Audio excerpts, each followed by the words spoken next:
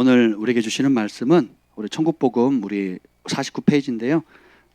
성경은 히브리서 2장 9절부터 18절 말씀을 보도록 하겠습니다. 천국복음은 49페이지 펴시고요. 그리고 성경은 히브리서 2장 9절부터 18절 말씀을 함께 보도록 하겠습니다.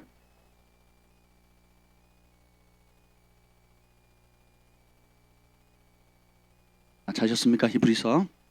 구약에서 찾으시면 안 돼요. 히브리서는 히브리적이지만 신약에 있습니다. 자, 한 절씩 교독하시겠습니다. 오직 우리가 천사보다 잠시 동안 못하게 하심을 입은 자, 곧 죽음의 고난을 받으심으로 말미암아 영광과 존귀로 관을 쓰신 예수를 보니 이를 행하심은 하나님의 은혜로 말미암아 모든 사람을 위하여 죽음을 맛보려 하심이라. 그러므로 만물이 그를 위하고 또한 그로 말미암은 이가 많은 아들들을 이끌어 영광에 들어가게 하시는 일에 그들의 구원의 창시자를 고난을 통하여 온전하게 하심이 합당하도다. 거룩하게 하신 이와 거룩하게 함을 입은 자들이 다 한 근원에서 난지라. 그러므로 형제라 부르시기를 부끄러워하지 아니하시고 이르시되 내가 주의 이름을 내 형제들에게 선포하고 내가 주를 교회 중에서 찬송하리라 하셨으며 또다시 내가 그를 의지하리라 하시고 또 다시 볼지어다 나와 및 하나님께서 내게 주신 자녀라 하셨으니 자녀들은 혈과 육에 속하였음에 그도 또한 같은 모양으로 혈과 육을 함께 지니심은 죽음을 통하여 죽음의 세력을 잡은 자 곧 마귀를 멸하시며 또 죽기를 무서워함으로 한평생 매여 종노릇하는 모든 자들을 도와주려 하심이니 이는 확실히 천사들을 붙들어 주려 하심이 아니요 오직 아브라함의 자손을 붙들려 주려 하심이라. 그러므로 그가 범사의 형제들과 같이 되심이 마땅하도다. 이는 하나님의 일에 자비하시고 신실한 대제사장이 되어 백성의 죄를 속량하려 하심이라. 그가 시험을 받아 고난을 당하셨은즉 시험 받은 자들을 능히 도우실 수 있느니라. 아멘. 기도하겠습니다. 하나님 감사합니다. 오늘 이 밤에도 우리가 하나님의 전에 나올 수 있는 은혜를 주심을 감사합니다. 모든 것이 주님의 은혜입니다. 호흡할 수 있는 것도 주님의 은혜고 또 예배할 수 있는 기회를 주신 것도 주님의 은혜입니다. 주님 오늘 주시는 말씀 앞에 우리가 설 때에 성령께서 빛을 비추시고 하나님의 말씀이 좌우의 날선 어떤 것보다 예리하여서 혼과 영과 관절과 골수를 찔러 쪼개며 하나님의 선한 뜻을 분별할 수 있는 그런 명확한 기준이 되게 하여 주시고 또 우리를 향한 오늘을 우리에게 주시는 주님의 음성을 듣게 하여 주옵소서. 성령님 우리를 사로잡아 주옵소서. 예수님의 이름으로 기도합니다. 아멘. 자, 오늘 말씀의 제목은 우리는 무엇에 사로잡혀 살아야 합니까? 라는 겁니다. 예전에도 우리가 좀 나눈 적이 있는데 오늘 천국복음 여기 넷째 날 목요일 49페이지 5번에 보면 회개한 후 우리는 무엇에 사로잡혀 살아야 합니까? 한번 읽어볼까요? 디모데후서 2장 25절 26절 시작. 거역하는 자를 온유함으로 훈계할지니 혹 하나님이 그들에게 회개함을 주사 진리를 알게 하실까 하며 그들로 깨어 마귀의 올무에서 벗어나 하나님께 사로잡힌 바 되어 그 뜻을 따르게 하실까 함이라. 아멘. 자, 여러분이 예수님을 모르다가 예수 알고 이제 모를 때야 뭐 온갖 짓을 다 했죠. 그것도 죄 지으면서도 자랑스럽게 당당하게 카드 긁는 게 자랑이고 좋은 옷 좋은 차 좋은 집 사는 게 늘 자랑이었죠. 그리고 내가 이런 죄를 지었고 저런 죄를 지었고 아내 몰래 남편 몰래 부모 몰래 한 것이 너무너무 좋았더라고 친구들에게 자랑하고 사람들 앞에 자랑하며 그것이 죽음의 길, 멸망의 길, 저주의 길인지를 모르고 그렇게 살았죠. 그러다가 주님의 은혜로 우리가 거룩하게 되었고 회개의 은혜로 말미암아서 이제는 하나님의 친백성이 되었어요. 아멘. 이게 예수님께서 십자가에 지신 최고의 목적이 오늘 히브리서에 나오거든요. 히브리서 2장 오늘 읽었던 말씀 10절 한번 읽어볼게요. 죽음의 고난을 예수님께서 받아서 얻어내신 결과물이 있어요. 그것이 뭐냐면 10절에 나옵니다. 히브리서 2장 10절 시작. 그러므로 만물이 그를 위하고 또한 그로 말미암은 이가 많은 아들들을 이끌어 영광에 들어가게 하시는 일에 그들의 구원의 창시자를 고난을 통하여 온전하게 하심이 합당하도다. 아멘. 우리말 성경은 좀 어려워요, 이해하기가. 도대체 주어가 어디고 목적어가 어디고? 그래서 결론이 어떻게 됐다는 거야.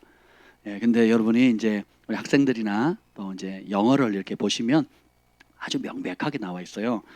그러니까 원래 우리의 만물의 존재 목적 자체가 하나님을 위하고 그다음에 하나님으로 말미암았어요. 근데 하나님은 예수님을 통해서 지으셨다고 나와 있죠. 예. 그래서 우리의 모든 존재하는 것은 누구를 위한 거예요?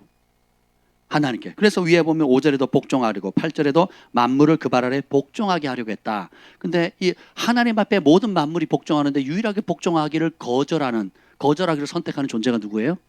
사람인데 그 사람은 또 하나님의 형상으로 지음받잖아요. 생각하고 영적인 능력도 있고 권위도 받았는데 그 권위를 순종하는데 사랑하는 데 쓰는 것이 아니고 거역하고 자기 마음대로 쓰는데 했죠. 그래서 죄를 짓게 되므로 결국은 우리가 죽음의 저주 아래, 고통의 저주 아래 있게 됩니다. 그래서 근데 이 예수님께서 하나님께서 우리를 되찾기 위해서 원래 자리로 되찾기 위해서 독생자 예수님을 죽음의 고난에 십자가에 처참하게 달려 죽게 하셨죠. 그 이유는 뭐예요? 우리의 죄값을. 이사야 53장에 보면 그가 채찍에 맞음으로 우리가 나음을 입었도다. 그 낫는다는 것은 영, 혼, 육 모두를 포함합니다. 네. 그가 찔림은 우리의 허물을 인하며 그가 상함은 우리의 죄악을 인함이라. 그가 채찍에 맞음으로 우리가 나음을 입었도다. 그래서 여러분이 우리가 우리의 노력으로 해결되는 문제들이 있어요. 예를 들면 많이 먹어서 살이 쪘으면 어떻게 하면 돼요? 적게 먹으면 돼요. 그죠? 그 운동이 부족해서 몸에 문제가 생겼다, 불균형이 생겼다. 그럼 뭐 하면 돼요? 운동을 하면 되거든요. 그렇죠? 그리고 내가 말을 거치게 해서 다른 사람의 상처를 줘서 관계가 어렵다. 그러면 언어를 순화시키면 되겠죠. 근데 그럼에도 불구하고 안 되는 것들이 많습니다. 그래서 제가 사역을 하면서 많은 사람들 보는데 병원에 가는데 뭐 엑스레이, MRI가 얼마나 비쌉니까? 뭐 온갖 검사를 다 하는데 병원에서 뭐라 그래요? 아무 이상 없다 그럽니다. 병명을 못 찾아요. 당사자만 아파. 엑스레이를 찍고 MRI를 찍고 온갖 뭐 대학병원이니 뭐 각 분야의 전문적인 사람을 가도 해결하지 못하는 문제가 있거든요. 또 이런 어떤 육체적인 문제도 있고 또 이유 모르게 우울해지거나 잠을 못 자거나 또 여러 가지 병들이 있습니다. 그래서 이런 모든 것들 우리가 해결할 수 없는 모든 문제 해결자 되신 분이 바로 누구예요? 예수님이에요. 구원자 되시는 분도 예수님이십니다. 그래서 우리가 그 권리를 취하셔야 돼요. 오늘 그걸 다루겠지만 우리가 회개한 다음에 하나님께 사로잡혀 살라 그랬잖아요. 여기 보면 주님께서 십자가의 그 고난은 그 처참한 대가를 치르고 얻으신 가장 아름다운 열매가 뭐냐? 10절에 보면 많은 아들들을 이끌어서 영광에 들어가게 하기 위해서라는 거예요. 전에는 우리가 죄인이었어요. 죄인. 유대인들은 이방인을 볼 때 지옥불에 뗄감으로 여겼단 말이죠. 그러니까 선민이 아닌 모든 사람들은 하나님의 심판을 받는 짐승만도 못한 그런 존재였죠. 근데 예수님이 핏값으로 우리를 사셨죠. 대가를 다 지불하셨어요. 죄로 말미암은 모든 고통, 질병, 가난 이런 모든 걸 지불하셨어요. 그래서 우리는 어떻게 해야 돼요? 내 것으로 취하시면 되는 겁니다. 제가 주님께서 많은 치유를 경험하게 하셨어요. 그러니까 제 몸이 치유받기도 하고 다른 사람을 치유하기도 하고 그리고 말도 안 되는 기적을 경험도 했어요. 소경이 눈을 뜨거나 안전뱅이가 일어나는 것을 제 눈으로 직접 봤거든요. 네. 그리고 하나님이 살아계시던 여러 가지 표적들 오늘 2장 4절도 한번 읽어볼까요? 이 예수님이 베푸신 이 큰 구원의 은혜가 진실하다는 것을 하나님과 성령께서 알려주세요. 읽어봅시다. 시작. 하나님도 표적들과 기사들과 여러 가지 능력과 및 자기의 뜻을 따라 성령이 나누어져 주신 것으로서 그들과 함께 증언하셨느니라. 우리가 하나님의 아들들이 됐다. 그리고 하나님의 자녀가 됐다. 그것에 대한 확증이 뭐예요? 하나님께서 예수님으로 구원받을 수 있다는 그 확증을 주신 게 하나님도 표적을 주시고 기적들을 주시고 여러 가지 능력과 또 성령에 나누어 준 것. 여기 보면 영어로는 the gift of God이라고 Holy Spirit이라고 이렇게 나와 있어요. 성령의 은사들이라고 나와 있어요. 성령의 은사들은 고린도전서 1장에 보면 고린도전서 1장도 좀 봐야 되거든요. 오늘 좀 성경을 많이 찾을 건데 한번 보도록 할게요. 고린도전서 1장 새벽 예배 이제 오늘부터 보는 게 고린도전서입니다. 1장 7절 한번 보죠. 6절 7절 읽겠습니다. 고린도전서에도 손가락을 피시고 히브리서도 피시고 천국 복음도 피시고 요 세 가지 보겠습니다. 고린도전서 1장 6절 7절 읽겠습니다. 시작. 그리스도의 증거가 너희 중에 견고하게 되어 너희가 모든 은사에 부족함이 없이 우리 주 예수 그리스도의 나타나심을 기다림이라. 주님께서 예수님이 구원자다. 그리고 너네가 회개하고 하나님의 자녀에 대한 표정으로 주신 게 성령의 나타남. 그리고 성령으로 말미암은 은사들. 그런 걸 주신 이유가 하나님 말씀이 진실하다. 그리고 예수님의 말씀이 진짜다. 그래서 그분이 하신 복음, 천국, 지옥, 상급, 심판, 그리고 영원한 영광, 영원한 수치가 있다는 걸 확실해 주는 거예요. 그래서 고린도 교회가 다양한 은사들, 고린도전서 12장, 13장, 14장에 보면 은사들이 쫙 정리되어 있죠. 어마무시한 은사들이 펼쳐졌어요. 그 은사를 받으니까 너는 예언 못하지, 나는 잘한다. 너는 치유 은사가 없지, 나는 치유해. 너는 영분별 못하지, 나는 영도 본다. 이게 서로 싸움을 하는 거예요. 싸움하라고 준 게 아닌데, 근데 이 고린도전서에서 은사가 주신 목적이 뭐예요? 이 은사가 있다는 것은 내 힘의 영역을 뛰어넘는 하늘의 초자연적인 능력이 많은 거잖아요. 따라합시다. 못 보는 것을 보고 하지 못하던 것을 할 수 있게 되고, 깨닫지 못한 걸 깨닫게 되고, 그죠? 전에는 이 땅이 전부인 줄 알았는데 영원한 나라가 보이는 거예요. 지금 얼마나 많은 사람들이 전 세계 어린이들, 노약자 할 것 없이 지난 주일날은 경찰이 영상 봤죠? 죽기 전에 딸 세 사람이 우리 아빠 이렇게 살다가 죽으면 지옥 갈 것 같은데 죽기 전에 꼭 지옥 하나는 보여주셔서 회개하고 천국 가게 해달라고. 다른 들은 모르고 세 딸이 그냥 기도했는데 정말 그 혼수 상태에서 3일 만에 3일 동안에 주님께서 지옥을 보여주시고 마지막에 천국 찔끔 맛보게 해주셨잖아요. 여러분은 그 간증 중에 뭐가 제일 와닿던가요? 천국 가니까 뭐가 제일 좋대요, 그분이? 잘 못 들으셨죠? 천국 가니까 뭐가 제일 좋대요? 자, 지옥에서 뭐가 제일 고통스러웠대요? 자기가 노동을 아무리 하고 땀을 흘리는데 그 내가 흘린 땀방울도 먹을 수 없는 갈증이라 그랬죠. 그래서 천국에 가니까 제일 눈에 이루 말할 수 없는 아름다운 것들인데 제일 먼저 눈에 띄는 게 뭐라고요? 생명수. 왜요? 목말랐거든. 지옥의 고통이 처참한데 제가 일부러 그거를 1.2배속, 1.5배속 안 했어요. 일부러 정상 속도로 틀었어요. 그 애절함, 그 아픔, 그리고 그 두려움, 그리고 천국에 대한 사모함, 아름다움이 느껴지지 않습니까? 지연해서 될 일이에요, 그게. 근데 이런 사람이 웃자다가 한 번 있는 게 아니라 수많은 사람들이 있거든요. 미국에 가도 그런 사람들, 노약자로부터 어린아이들에게까지 남자 여자 할 것 없이 배운 사람 못 배운 사람, 그 하나님의 살아계심을 경험하거든요. 아프리카도 그렇고 인도는요 당연하게 생각합니다.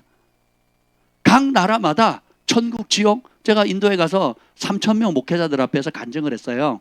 데이비드 호그 목사님 기회를 줘가지고 제가 조셉 호그 목사님하고 저하고 둘이서 간증을 했습니다. 제가 뭔 간증을 했는지 아세요? 천국, 지옥 간증을 했어요. 제가 경험한 게 아니고 우리 김 목사님이 경험한 천국에서 누가 큰 자인지 그리고 하나님 누구를 기뻐하는지 나눴더니요 난리가 났습니다. 끝나고 쉬는 시간에 사람들이 저를 완전히 둘러쌌어요. 둘러싸가지고 그 얘기 좀 더 해달라고. 그래서 제가 이런저런 얘기를 했더니요 다 자기가 그 얘기를 하는 거예요. 나도 그런 경험을 했습니다. 나도 이런 경험을 했습니다. 나도 이런 경험을 했습니다. 특별한 게 아니고 따라서 당연한 거다. 그래서 고린도 교회가 고린도 지역이 더럽고 엄난한 것이고 돈 많은 것이고 부유한 도시거든요. 그러니까 돈 많으니까 배는 게 없어요. 돈 많으니까 아나무인인 거예요. 돈으로 다 할 수 있는 곳. 상업 지역이자 경제적으로 아주 중요한 지정학적 요충지이기 때문에 모든 배라든지 물자가 그 고린도 지역을 거쳐가야 되거든요. 우리나라처럼 한반도처럼 굉장히 중요한 곳이에요. 그러니까 돈이 넘쳤어요. 그리고 향락 문화도 넘치고 지식도 넘치고 한마디로 말하면 오늘날의 강남이에요. 강남 스타일. 거점 도시인 거죠. 근데 그 사람들을 뒤집어 놓게 만든 게 뭔지 아세요? 예수님의 십자가예요. 그리고 그 십자가 은혜 앞에 죄사함, 내가 죄인이라는 걸 인식하고 그 죄를 고백한 다음에 어떻게 돼요? 영안이 열려버리는 거예요.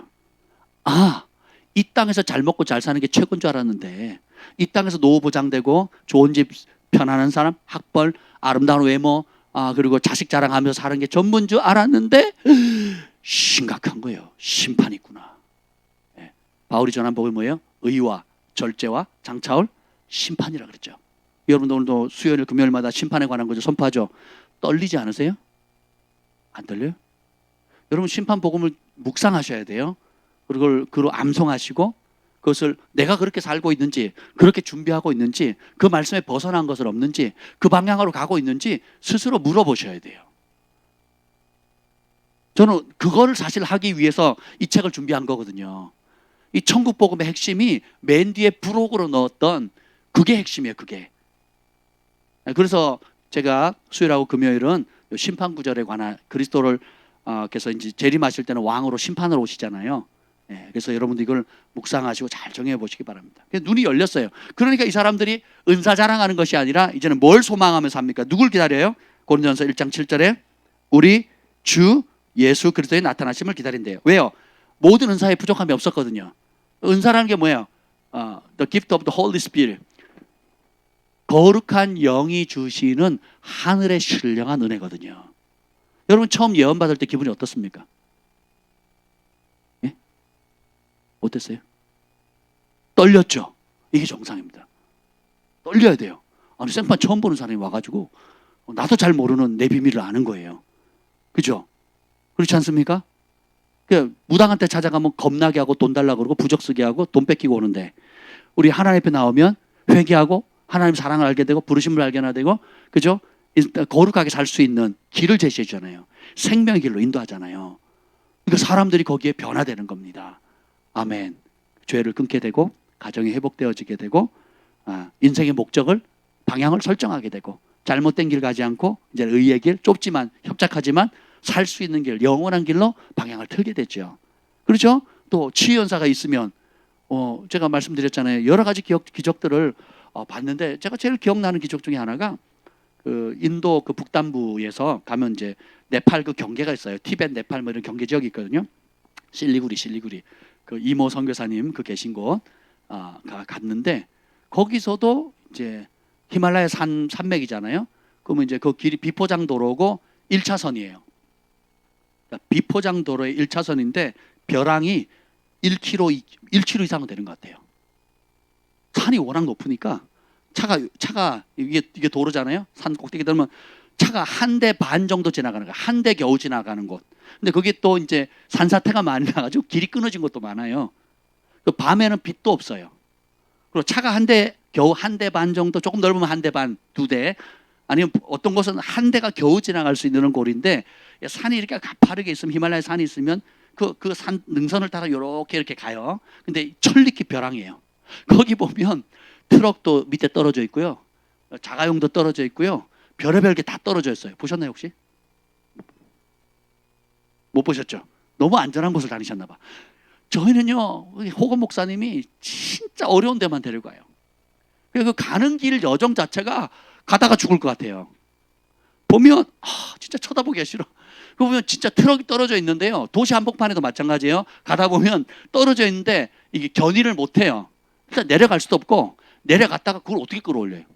떨어지면 끝. 사람도 죽고 차도 버리는 거예요. 이런 곳이에요. 이런 곳에 가가지고 차로 몇 시간 타고 올라가서 가슴 조마조마하면서 근데 그 길을 저희는 막 떨면서 가는데 현지 청년들 있죠. 현지 사역자들은 축제입니다. 축제. 막 노래를 부르고 찬송을 부르고 할렐루야를 외치고 막 바깥에 머리 내밀고 막 손을 흔들면서 그 돌 막 덜컹덜컹 하잖아요. 덜컹덜컹 하는 그런 곳을 이제 그렇게 가는 거죠. 그래가지고 갔더니 거기서 또 다시 배낭을 메고 1시간에서 1시간 반 정도 또 산길을 걸어서 올라갔다는 거죠. 그래서 거기에 교회가 있는데 그 교회 성도가 2명이었나 3명인가 그랬대요. 10년 동안 2명 3명이었대. 10년 동안. 그러다가 저희가 가기 1, 2년 전인가요? 갑자기 무슨 사건이 땅 터져가지고 어떤 일이 그 자세한 건 제가 못 들었는데 갑자기 일이 땅 터져서 그 산마을 사람 전부가 교회를 나와요. 10년을 2-3명의 겨우 교회가 유지됐는데 그 길을 10년 동안 선교사님들이 한결같이 그 1-2명의 그 성도들을 위해서 그 산길로 차를 몇 시간 타고 또 배낭 메고 구호물자를 들고 들어가가지고 그들에게 나눠주면서 10년을 섬긴 거예요. 그러다가 어느 한순간 그 10년 동안 그 몇몇 안 되는 성도들이 얼마나 핍박을 받았겠습니까? 얼마나 어려움을 겪었겠어요. 근데 어느 한순간 성령이 역사가지고 그 산마을 전부 다 예수님께 돌아온 거예요. 그러니까 그곳에 가서 이제 교회를 지었고 그 산에다가 그 산 가파른 곳에 교회를 지었습니다. 짓고는 거기서 예배를 드리는데요. 한국에서 온 사람, 제가 한국에서 왔죠. 미국에서 온 선교사님들, 그리고 이제 유럽에서 온 또 목사님들, 또 사역자들, 그리고 각 세계 각지에서 온 사역자들을 같이 팀을 이뤄가지고 거기서 찬양을 하는데요. 막 축제가 벌어집니다. 그 좁은 공간에서 막 들고 막 춤을 추는데 난리가 났어요. 그래가지고 막 저도 막 그 원주민들이 나오고 또 이제 거기 있는 청년들도 나오고 또 막 춤을 추면서 예배 주님을 찬양하는 거죠. 저를 끄잡고 하더라고요. 그래서 같이 막 춤을 췄어요. 그 개떼춤처럼 춤 같지도 않은 춤을 막 췄습니다. 이제 그러고 들어오는데 바닥이 전부 다 번쩍번쩍거리고요. 그리고 제 옷이 있잖아요. 추우니까 일교차가 심한 제 잠바에, 그리고 우리 그 같이 있었던 사람들 잠바 옷 있잖아요. 옷에 전부 다 금가루로 덮여버린 거예요. 전부 다. 그러니까 그걸 보고 사람들이 막 더 하나님 기뻐가지고 막 찬양하고요. 난리도 하는 거예요. 어떻게 그런 일이 생겼느냐? 그들이 주님을 모를 때는 알코올 중독, 마약 중독, 그리고 가정 폭력, 그러니까 콩가루 집안이었거든요. 산말이 전부 다 그렇습니다. 그러니까 지금도 그 아이들이 예수님께로 돌아오잖아요. 집으로 다시 못 들어가요.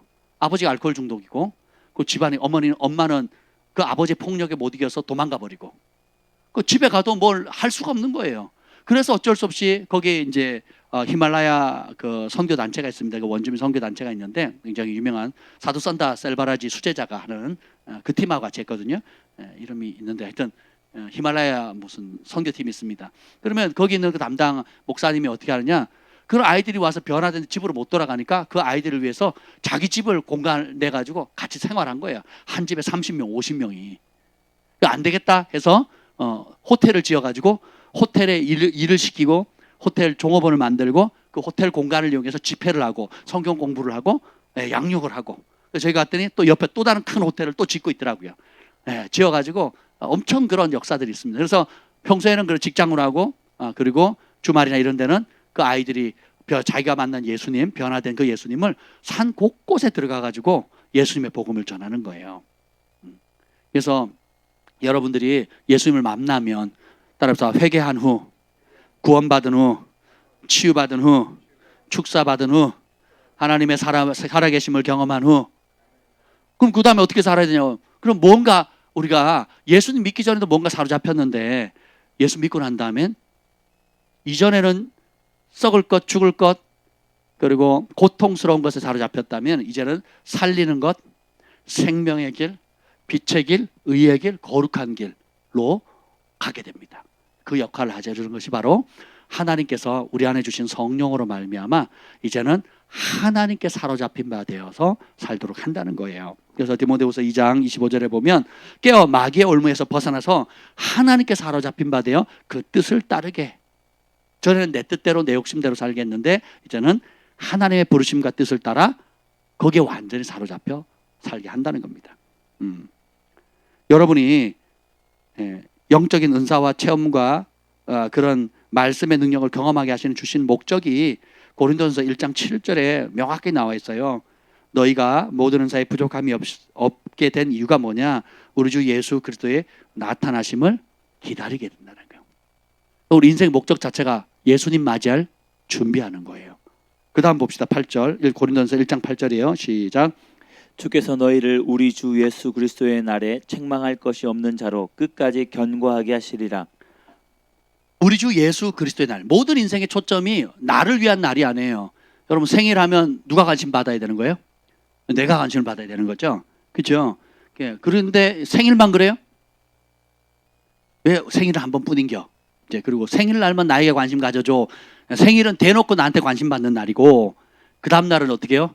이제 안 대놓고 나한테 관심 받는 날이고 그 다음 날은 그 다음 날도 누구를 위한 날이에요?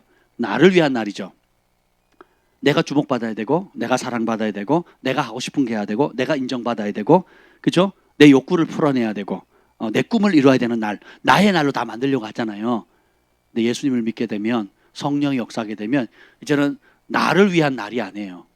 나를 위해서 십자가 달려 죽으신 그분을 맞이할 날을 준비하는 겁니다. 그래서 주께서 너희를 우리 주 예수 그리스도의 날, 심판하시는 날, 인생 결산하시는 그날 책망할 것이 없는 자로 끝까지 견고하게 하시는 그 은혜를 힘입으라는 거예요.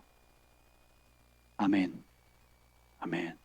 그래서 하나님의 뜻이 점점점 선명해집니다. 하나님 뜻이 선명해지시는 분, 아멘. 점점점 선명해져야 돼요. 교회 다니는 목적, 인생을 신앙생활 하는 목적, 내가 태어난 목적, 오늘 내가 직장 사회생활 하는 목적, 공부하는 목적이 선명해지실 축복합니다. 예, 그게 정상인 거예요. 예. 근데 그러지 않으면 엉뚱한 것에 사로잡혀 살게 된다는 것입니다. 오늘 그 히브리서 2장 그 13절에서 16절에 쭉 보면 마귀의 전략이 나와요. 마귀의 전략. 예, 그게 마귀의 전략이 14절에 나옵니다. 히브리서 2장 14절 우리 한번 보도록 할게요. 히브리서 2장 14절 시작. 자녀들은 혈과 육에 속하였음에 그도 또한 같은 모양으로 혈과 육을 함께 지니심은 죽음을 통하여 죽음의 세력을 잡은 자 곧 마귀를 멸하시며. 예수님이 우리 인간과 똑같은 몸으로 오셔서 십자가의 고난을 참으시고 죽으신 이유가 뭐냐면 죄로 말미암아 죽음이 들어왔는데 죄로 말미암아 이 사망의 권세를 가지고 세상을 지배하는 왕이 누구예요? 마귀죠. 그래서 사람이 제일 무서워하는 게 뭐예요? 죽는다는 거거든요. 그래서 우리 인생이 죽기를 무서워합니다. 그래서 밥을 왜 먹어요? 살려고. 돈을 왜 벌어요? 살려고. 공부 왜 합니까? 살려고. 여러분 출근 왜 해요? 살려고요. 여러분 오늘 하루 열심히 사셨죠? 네, 뒤집어 놓으면 뭐래요? 공부 왜 합니까? 죽지 않으려고. 밥 왜 먹어요? 안 죽으려고. 예, 돈을 왜 벌어요? 안 죽으려고. 그죠? 그래서 우리 인생이 결국은 뭐예요? 사느냐 죽느냐 여기에 모든 걸 걸어요. 살기 위해서라면 거짓말이라도 몸도 그리고 양심도 다 팔아버리죠. 살기 위해서라면. 로마서 2장에 보면 악을 행하는 그 영혼에게 그 영에 환난과 공고가 있다 그랬거든요. 우리가 살기 위해서 죽음이 두려워서 하나님의 법을 떠나서 내가 애쓰고 노력하는 모든 노력들과 그럴싸한 것들이 하나님의 법을 떠나면 뭐가 돼요? 악을 행하는 그 영혼에게 환난과 고통이 있다는 거예요. 고통. 그러니까 열심히 사는 것 같은데 보세요. 되게 불쌍하죠. 예수님을 안 믿는 사람들이 우리를 보면 되게 불쌍해 보인대요. 근데 여러분이 거듭나고 불신자들을 보면 예수 안 믿는 사람 보면 어떻게 보여요? 되게 불쌍해 보이죠. 저는 교회 다니기 전에는 교회 다니는 사람 보면 되게 바보 같죠. 네. 힘없고 비리비리한 남자들만 다니는 곳이 교회라고 생각했잖아요. 나같이 힘있고 능력 있는 사람 교회를 안 다녀야 돼요. 그죠? 똑똑한 사람, 이성적이고 논리적이고 자수성가한 사람들은 교회를 다니면 안 되는 거였잖아요. 좀 관동형제같이 비리비리하고 여성스럽고 좀 뭔가 좀 뭐가 나사가 하나 빠진 것 같은 그런 사람들이 교회를 다닌 것 같지. 그죠? 치면 맞고 그냥 바보같이 얻어 터지긴 하고. 그러니까 되게 재미없어. 그런 교회를 왜 다녀? 이렇게 생각했단 말이죠. 저도 그렇게 생각했거든요. 제 친구들 중에 교회 다니는 친구들은 다 비리비리했어요. 남자 같지도 않고 친구들 사이에 인정도 못 받고요. 비리비리해. 그냥 꼭 여성스러워요. 그러니까 여성스럽고 이쁘장하게 해가지고 후 불면 날아갈 것 같은 애들. 그런 애들 다 교회를 다녔거든요. 저런 데 안 간다. 네, 그랬어요. 뭔 재미로 다니나? 이랬단 말이죠. 그러다가 저도 과학선 전도 받고 예수님이 와서 성령 받고 나니까 세상에 그게 온유함의 능력이었더라고요. 야생마 같은 능력은 있지만 길들여진 야생마예요. 네. 그래서 야생마처럼 빠르고 힘있고 능력있고 자기 마음대로 할 수 있지만 주인이 명령하시는 그대로 절제할 수 있는 삶. 네. 그리고 힘을 조절하는 것. 그리고 내 야생마의 본성과 짐승의 본능을 따라 인간의 본능을 따라 움직이는 것이 아니라 내 안에 계신 성령께서 가라면 가고 멈추라면 멈추고 하라면 하고 하지 말라면 하지 않는 절제된 삶. 그래서 오른밤 치면 왼밤 되고 달라 그러면 주고 오리를 가자 그러면 십리를 가고 거저 받았으니까 거저 나누어 주고 그래서 악을 악으로 갚지 않고 선으로 악을 이기고 원수를 선대하고 원수를 위해서 중보하고 그게 세상 사람들은 바보 같은 거죠. 그렇죠? 근데 그 바보가 되신 거예요. 축하합니다. 축하합니다. 그죠? 여긴 다 바보들만 모였어. 세상 사람들이 보면 바보 같고 미련한 거예요. 복음이 구원을 얻는 자들에게는 하나님의 능력이 되지만 구원을 받지 않은 멸망하는 자들에게는 미련한 것으로 보이는 거거든요. 왜요? 세상과 전혀 반대의 길을 가거든요. 성령이 임하니까 성령 안 받은 사람은 돈을 왜 벌어요? 자기를 위해서 쌓아두려고 벌잖아요. 자기가 쓰려고. 근데 성령을 받으니까 돈을 왜 벌어요? 주려고, 나누어 주려고, 하나님 나라 확장하려고, 다른 사람 먹이 입히고 살리려고. 완전히 거꾸로 가죠. 그렇지 않습니까? 예. 어떻게든지 자기가 벌면 되지만 불신자일 때는 예수를 알게 되면 버는 게 행복이 아니죠. 바르게 하는 게 더 하나님 기쁘시게 하는 대로 살아가는 거. 완전히 달라요. 왜요? 인생 결산할 날이 있다는 거 알거든요. 하나님이 심판하실 날이 있다는 걸 알게 되는 거거든요. 그래서 전에는 죽기를 무서워하는 삶을 살았어요. 애나 어른이나 심지어 마지막 우리 어르신들이 그러잖아요. 나이 많으신 할머니들, 뭐 90 넘어가신 분들, 늙으면 죽어야 돼, 죽어야 돼 그러면서 죽으세요. 그러면 좋아할 사람이 아무도 없어요. 아무도. 늙으면 죽어야지 그러는데 실제로 그러면 얼른 죽으세요. 그러면 좋아할 사람이 아무도 없다고요. 마지막까지 생명력이라는 건요. 지렁이도요. 얼마나 살려고 애쓰는데요. 왜냐하면 원래 하나님이 창조하신 세계는 죽음이 있어요, 없어요? 없었거든요. 하나님이 창조하신 본성을 거스리는 거거든요. 죽음이란 사실 존재하면 안 되는 거였어요. 근데 죄로 말미암아 하나님부터 떨어져 나가니까 생명의 근원이신 그분께 단절되어 버리니까 죽어진 거지, 하나님이 죽음을 가져온 게 아니거든요. 우리가 스스로 생명에서 떠나간 거란 말이죠. 그러니까 한 번도 경험하지 못한 죽음을 맞이하려니까 죽을 것 같은 거예요, 진짜. 그래서 이거를 무기로 사용하는 게 누구예요? 마귀죠. 그러니까 거짓말할 때 먹고 살아야 되니까. 너 가족이 중요해. 일단 너부터 살아야지.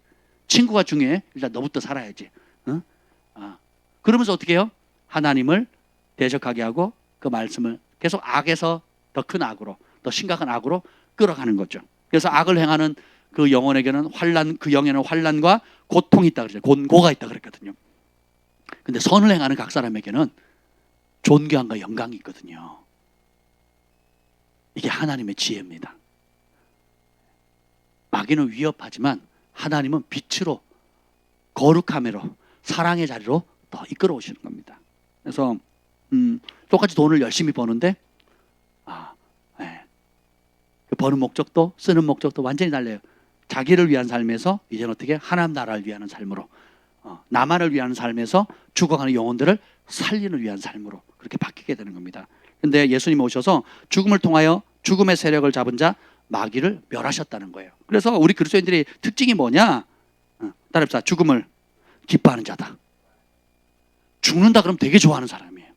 오늘 여기 나와 있잖아요. 오늘 읽어봅시다.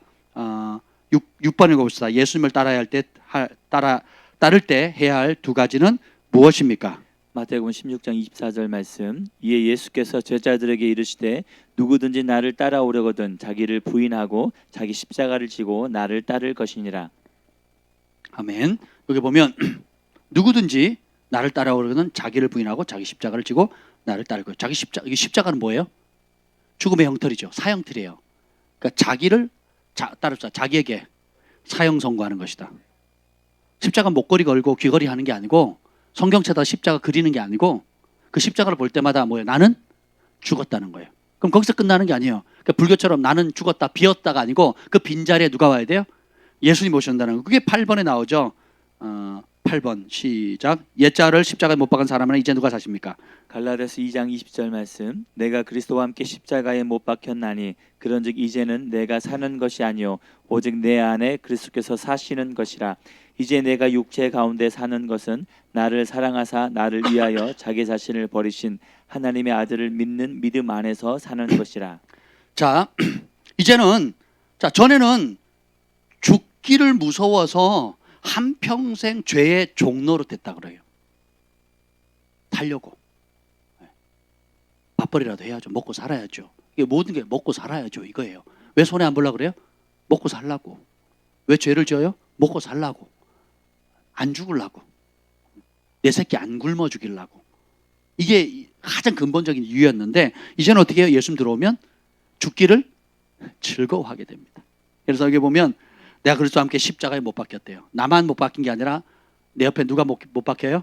예수님이 함께 못 박히시는 거예요. 그래서 이제 지금 내가 사는 이유는 이제는 내가 사는 것이 아니고 오직 내 안에 그리스도께서 사시는 것이라. 내가 육체 가운데 이 육신의 몸을 입고 사는 이유는 따라서 나를 사랑하시는 예수님 때문에. 그 예수님이 나를 위해서 자기 몸을 버리셨어요. 자신을 버리셨어요. 그러니까 예수님을 따라가고 예수님의 십자가를 지는 사람은 우리도 예수님을 위해서 우리 자신을 버려야 돼요. 그분이 우리를 위해서, 남인 우리를 위해서 목숨 버리신 것처럼 우리도 이 예수님의 사랑을 알지 못하는 다른 사람들, 남들을 위해서 우리 자신의 목숨을 버리는 것. 이게 우리가 가야 할 길이에요. 쉬워요? 어려워요? 어려워요. 그래서 여기 보면, 그래서 자기 자신을 버리시는 하나님의 아들을 믿는 믿음 안에 사는 것이더라. 이제는 우리가 하나님께 사로잡힌다는 것은 믿음에 사로잡혀 산다는 거예요. 그러니까 믿음이 뭔지를, 전에는 뭐 그냥 긍정적인 생각 정도로 생각했는데 그것이 아니고 내 안에 하나님의 아들 예수님이 계신다, 예수님이 함께 하신다는 그 믿음을 가지고 사는 거예요. 하나님 보신다, 하나님 아신다, 하나님이 내 기도 들으신다, 하나님 나와 함께 하신다는 믿음, 그리고 하나님이 나에게 약속하셨다. 이 66권의 모든 약속을 자녀인 우리에게 주셨다. 아브라함에게 주신 약속 나의 것이다. 갈라디아서 보면 아브라함의 약속을 누구에게 주셨다고요? 예수님을 믿는 우리, 성령 받은 우리에게. 그리고 그 아브라함의 자손을 예수님의 십자가로 말미암아 하나님의 아들이 되게 하고, 이제는 아브라함의 유업을 넘어서서 하나님의 자녀의 유업을 주시고 그 보증으로 성령으로 인쳐 주셨다는 거죠. 그림이 그려지세요? 그러니까 이게 이제 믿음을 작동시키는 그 근간이 되는 거, 토대가 되는 거예요. 내 안에 이젠 더 이상 내가 사는 게 아니다, 예수님이 사신다. 그리고 나는 그 예수님의 영이 나에게 말씀하신다, 인도하신다. 구약의 광야에서는 구름 기둥, 불 기둥을 보고 다녔지만 신약의 은혜의 시대에 살고 있는 우리는 우리 안에 계신 누구? 하나님의 성령, 하나님의 영이 우리 안에서 말씀하시고 인도하시고 책망하시고 지혜 주시고 힘 주시고 길을 열어주신다는 거예요. 근데 이걸 어떻게 누려요? 그 열쇠가 뭐예요? 믿음이에요, 믿음. 근데 사람이 한계치에 딱 부딪히면 그때 자기가 진짜 믿는 게 드러나요. 제가 믿음의 정의 얘기했죠. 우리의 마음을 완전히 사로잡는 거라고 그랬죠. 권소연 자매님 그 노트를 제가 잠깐 봤어요. 저 뒤에 있길래 누구 건가 하고 버려두고 갔길래, 그래서 믿음 해놓고 딱 쳐놨더라고요. 내 마음을 완전히 사로잡는 것 이렇게 써놨더라고요. 누가 설교를 했는지 굉장히 잘하신 것 같아요. 그 읽으면서 은혜가 됐습니다.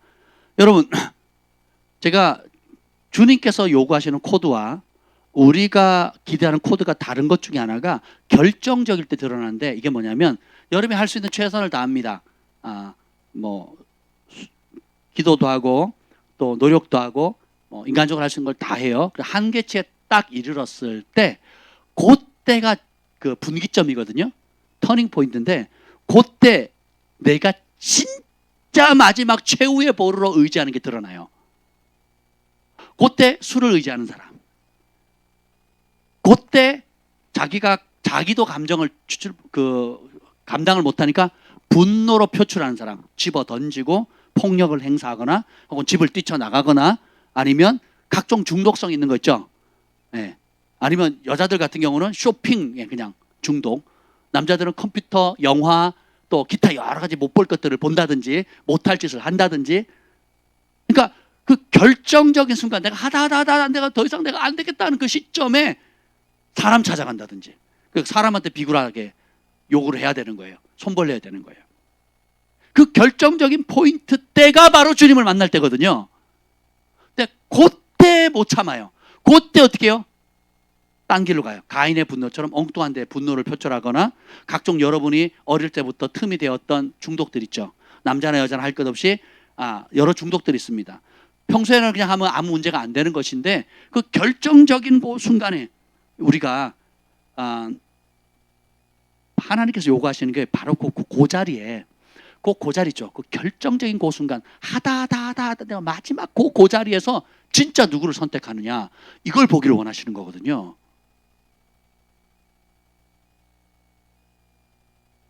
아브라함이 가장 행복할 그 행복의 절정의 순간, 그 행복을 절정으로 만든 인물이 누구예요? 이삭이었거든요. 주님이 뭘 바치래요? 그 이삭을 바치라 그러거든요. 제 삶도 또 이렇게 보면 잘 하다가 뭐 기도도 열심히 하고 뭐 말씀도 잘 가르치고 사역도 잘 하다가 어느 순간에 한계점이 이럴 때가 있습니다. 사람이나 뭐 여러 가지 한계점이 딱 이르게 됐을 때 하나님 앞에 나가면 금식도 하다가 안 되면 어느 갈림점, 분기점이 오더라고요. 분기점이. 잘 들어보세요. 어느 분기점이 딱 와요. 와서 하다 안 됐는데 이제는 더 이상 할 방법이 없어요.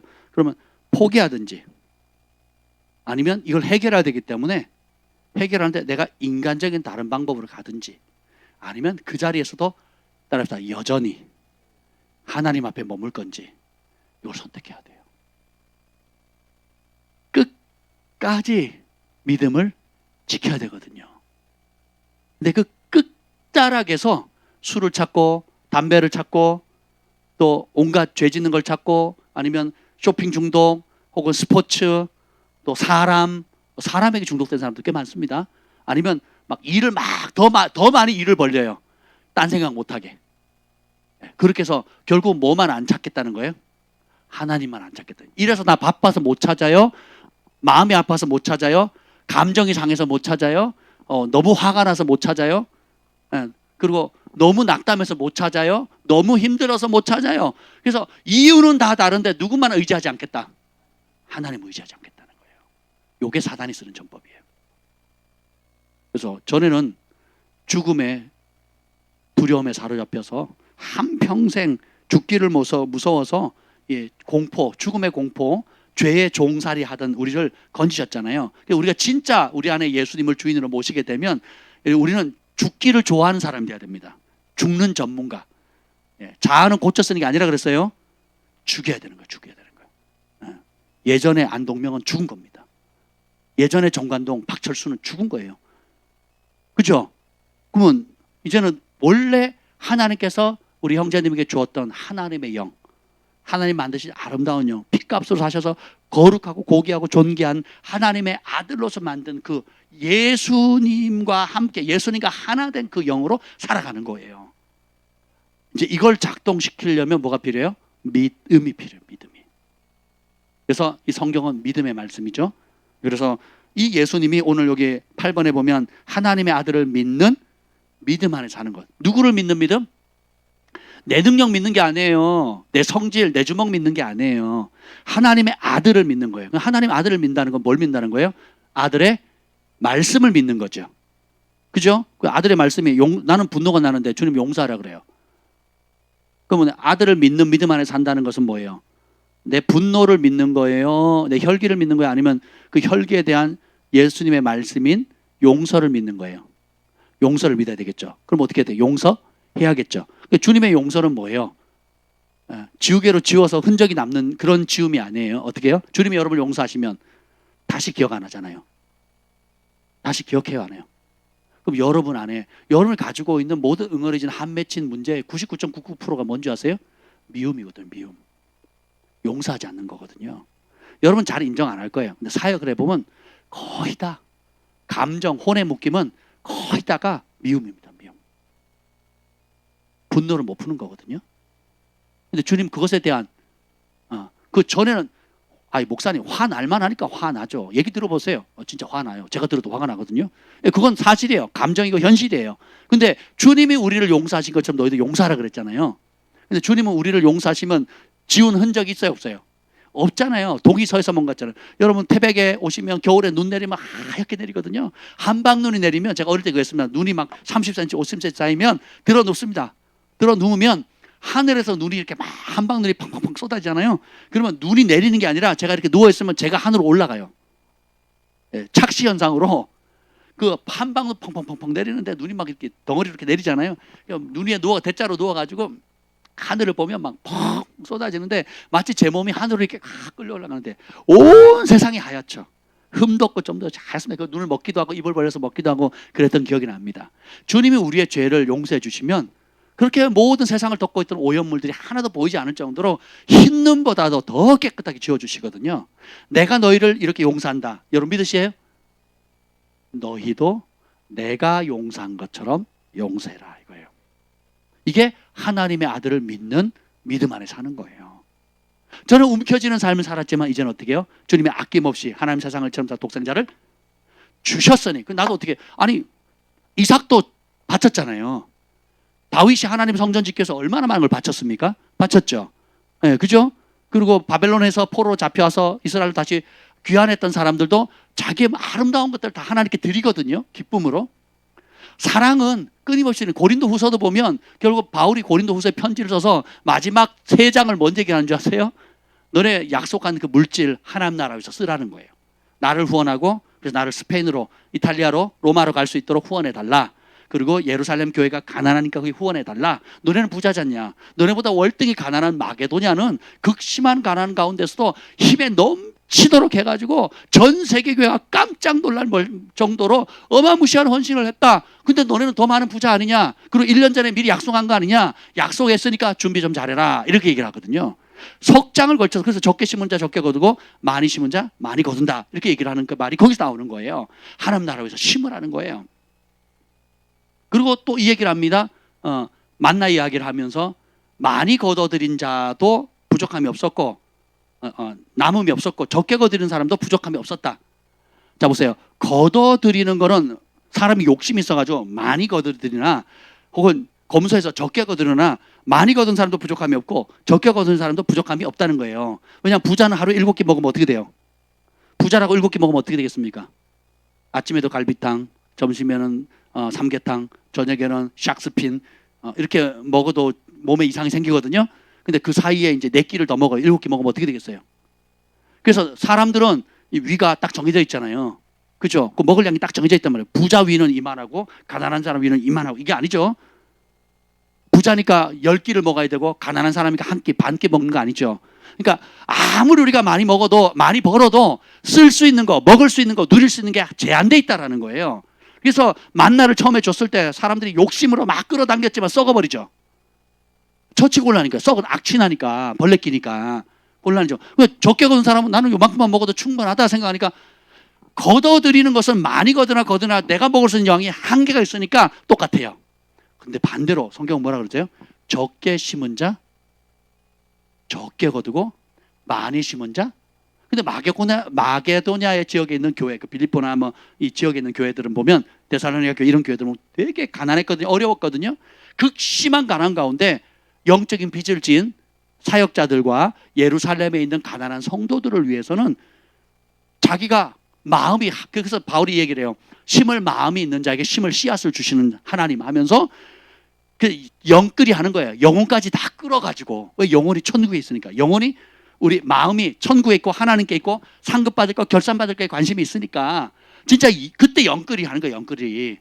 영혼까지 다 끌어가지고 어떻게 해요? 예루살렘에 기근 가운데 고통받고 있는 믿음의 형제 자매들을 위해서 천문학적인 재정을 끌어주는 거예요. 그러면서 마게도냐 교회를 칭찬하면서 고린도 교회, 야 너네는 엄청 부자잖아. 비교도 안 되게 부자잖아. 그리고 1년 전에 사람 덮여 약속했잖아. 그러니까 약속한 거 지켜. 이제 이 얘기를 석장에 걸쳐서 얘기를 합니다. 고린도 후서에. 이게 하나님의 아들을 믿는 믿음 안에서 사는 거예요. 이해가 됐어요? 그냥 교리적으로 예수님이 구원자래. 내 죄 사하셨대. 그분 믿으면 천국 간대. 안 믿으면 지옥 간대. 알았죠, 여러분? 네, 알았죠? 네, 끝. 이제 집에 가세요, 여러분. 다 배웠어. 이게 예수님을, 하나님의 아들을 믿는 믿음 안에 사는 게 아니에요. 그럼 뭐예요? 하나님의 아들 대신 예수님이 하신 모든 말씀을 섬세하게, 세세하게, 그리고 각 재정관, 경제관, 인생의 목적, 그리고 관계, 그리고 부르심, 그리고 하나님께서 내게 맡기신 일들 아주 섬세하게 여러분 보셔야 돼요. 자녀들은 어떻게 하나님의 말씀으로 양육할 건지, 부부관계는 어떻게 해야 되는지, 남은 인생을 어떻게 설계해야 되는지, 왜 왔는지, 왜 살고 있는지, 어떻게 살아야 되는지, 무엇 하다가 죽어야 될지, 죽은 다음에 어떻게 주님을 맞이할 준비를 할 것인지, 그리고 나를 통해서 이 땅 가운데, 세계 가운데 하실 일이 무엇인지를 굉장히 섬세하게 여러분 발견하셔야 돼요. 그래서 너희가 어떻게 해야 주를 기쁘시게 할 것인지 그걸 기쁘시게 하기를 힘쓰라 그랬거든요. 어떻게 하면 주를 기쁘시게 할 건지 시험해보라 이렇게 나오거든요. 성경에 시험해보라는 말이 2가지 나옵니다. 11조를 통해서 내가 복을 주나, 온전한 11조와 헌금을 하면 내가 복을 주는지 안 본지 시험해보라 그러고요. 또 하나는 뭐예요? 하나님을 어떻게 하면 기쁘게 할 건지 너네가 한번 시험해봐라 이렇게 나옵니다. 할렐루야. 하나님 편에서 약속하신 거 지키겠다는 거고, 우리는 그 사랑을 아니까, 그분을 신뢰하니까 그분의 말씀을 따라서 이렇게 하면 하나님 기뻐하실 거야 라고 말씀을 통해서 발견하라는 거예요. 그래서 따라서 자원해서 기꺼이 스스로 이렇게 되는 거예요. 할 마음이 있으면. 아빠 이제 생신이 다가오는데 선물을 할까요 말까요? 이렇게 자녀가 묻는다면 여러분 기분이 좋겠죠? 어떨까요? 엄마 이제 생신인데 내가 선물을 해야 되나요? 해야 되는군요. 해야 되는 거군요. 네, 알겠습니다. 안 하면 목이 잘린다고.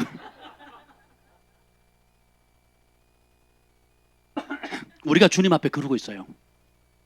그러면서 하나님 앞에 달라고만 합니다. 자식 문제, 건강 문제, 이런저런 문제를 놓고 다고 거머리라 그러거든요. 거머리 짝 달라붙어가지고 계속 자기 몸에 10배, 20배가 되도록 계속. 그리고 여러분 개벼룩 보셨어요? 개벼룩?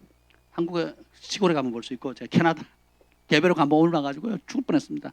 제 친구 목사님 가정이랑 우리 가족 옮아가지고 그 개가 있으면 관리를 안 해주면 개벼룩이 붙거든요.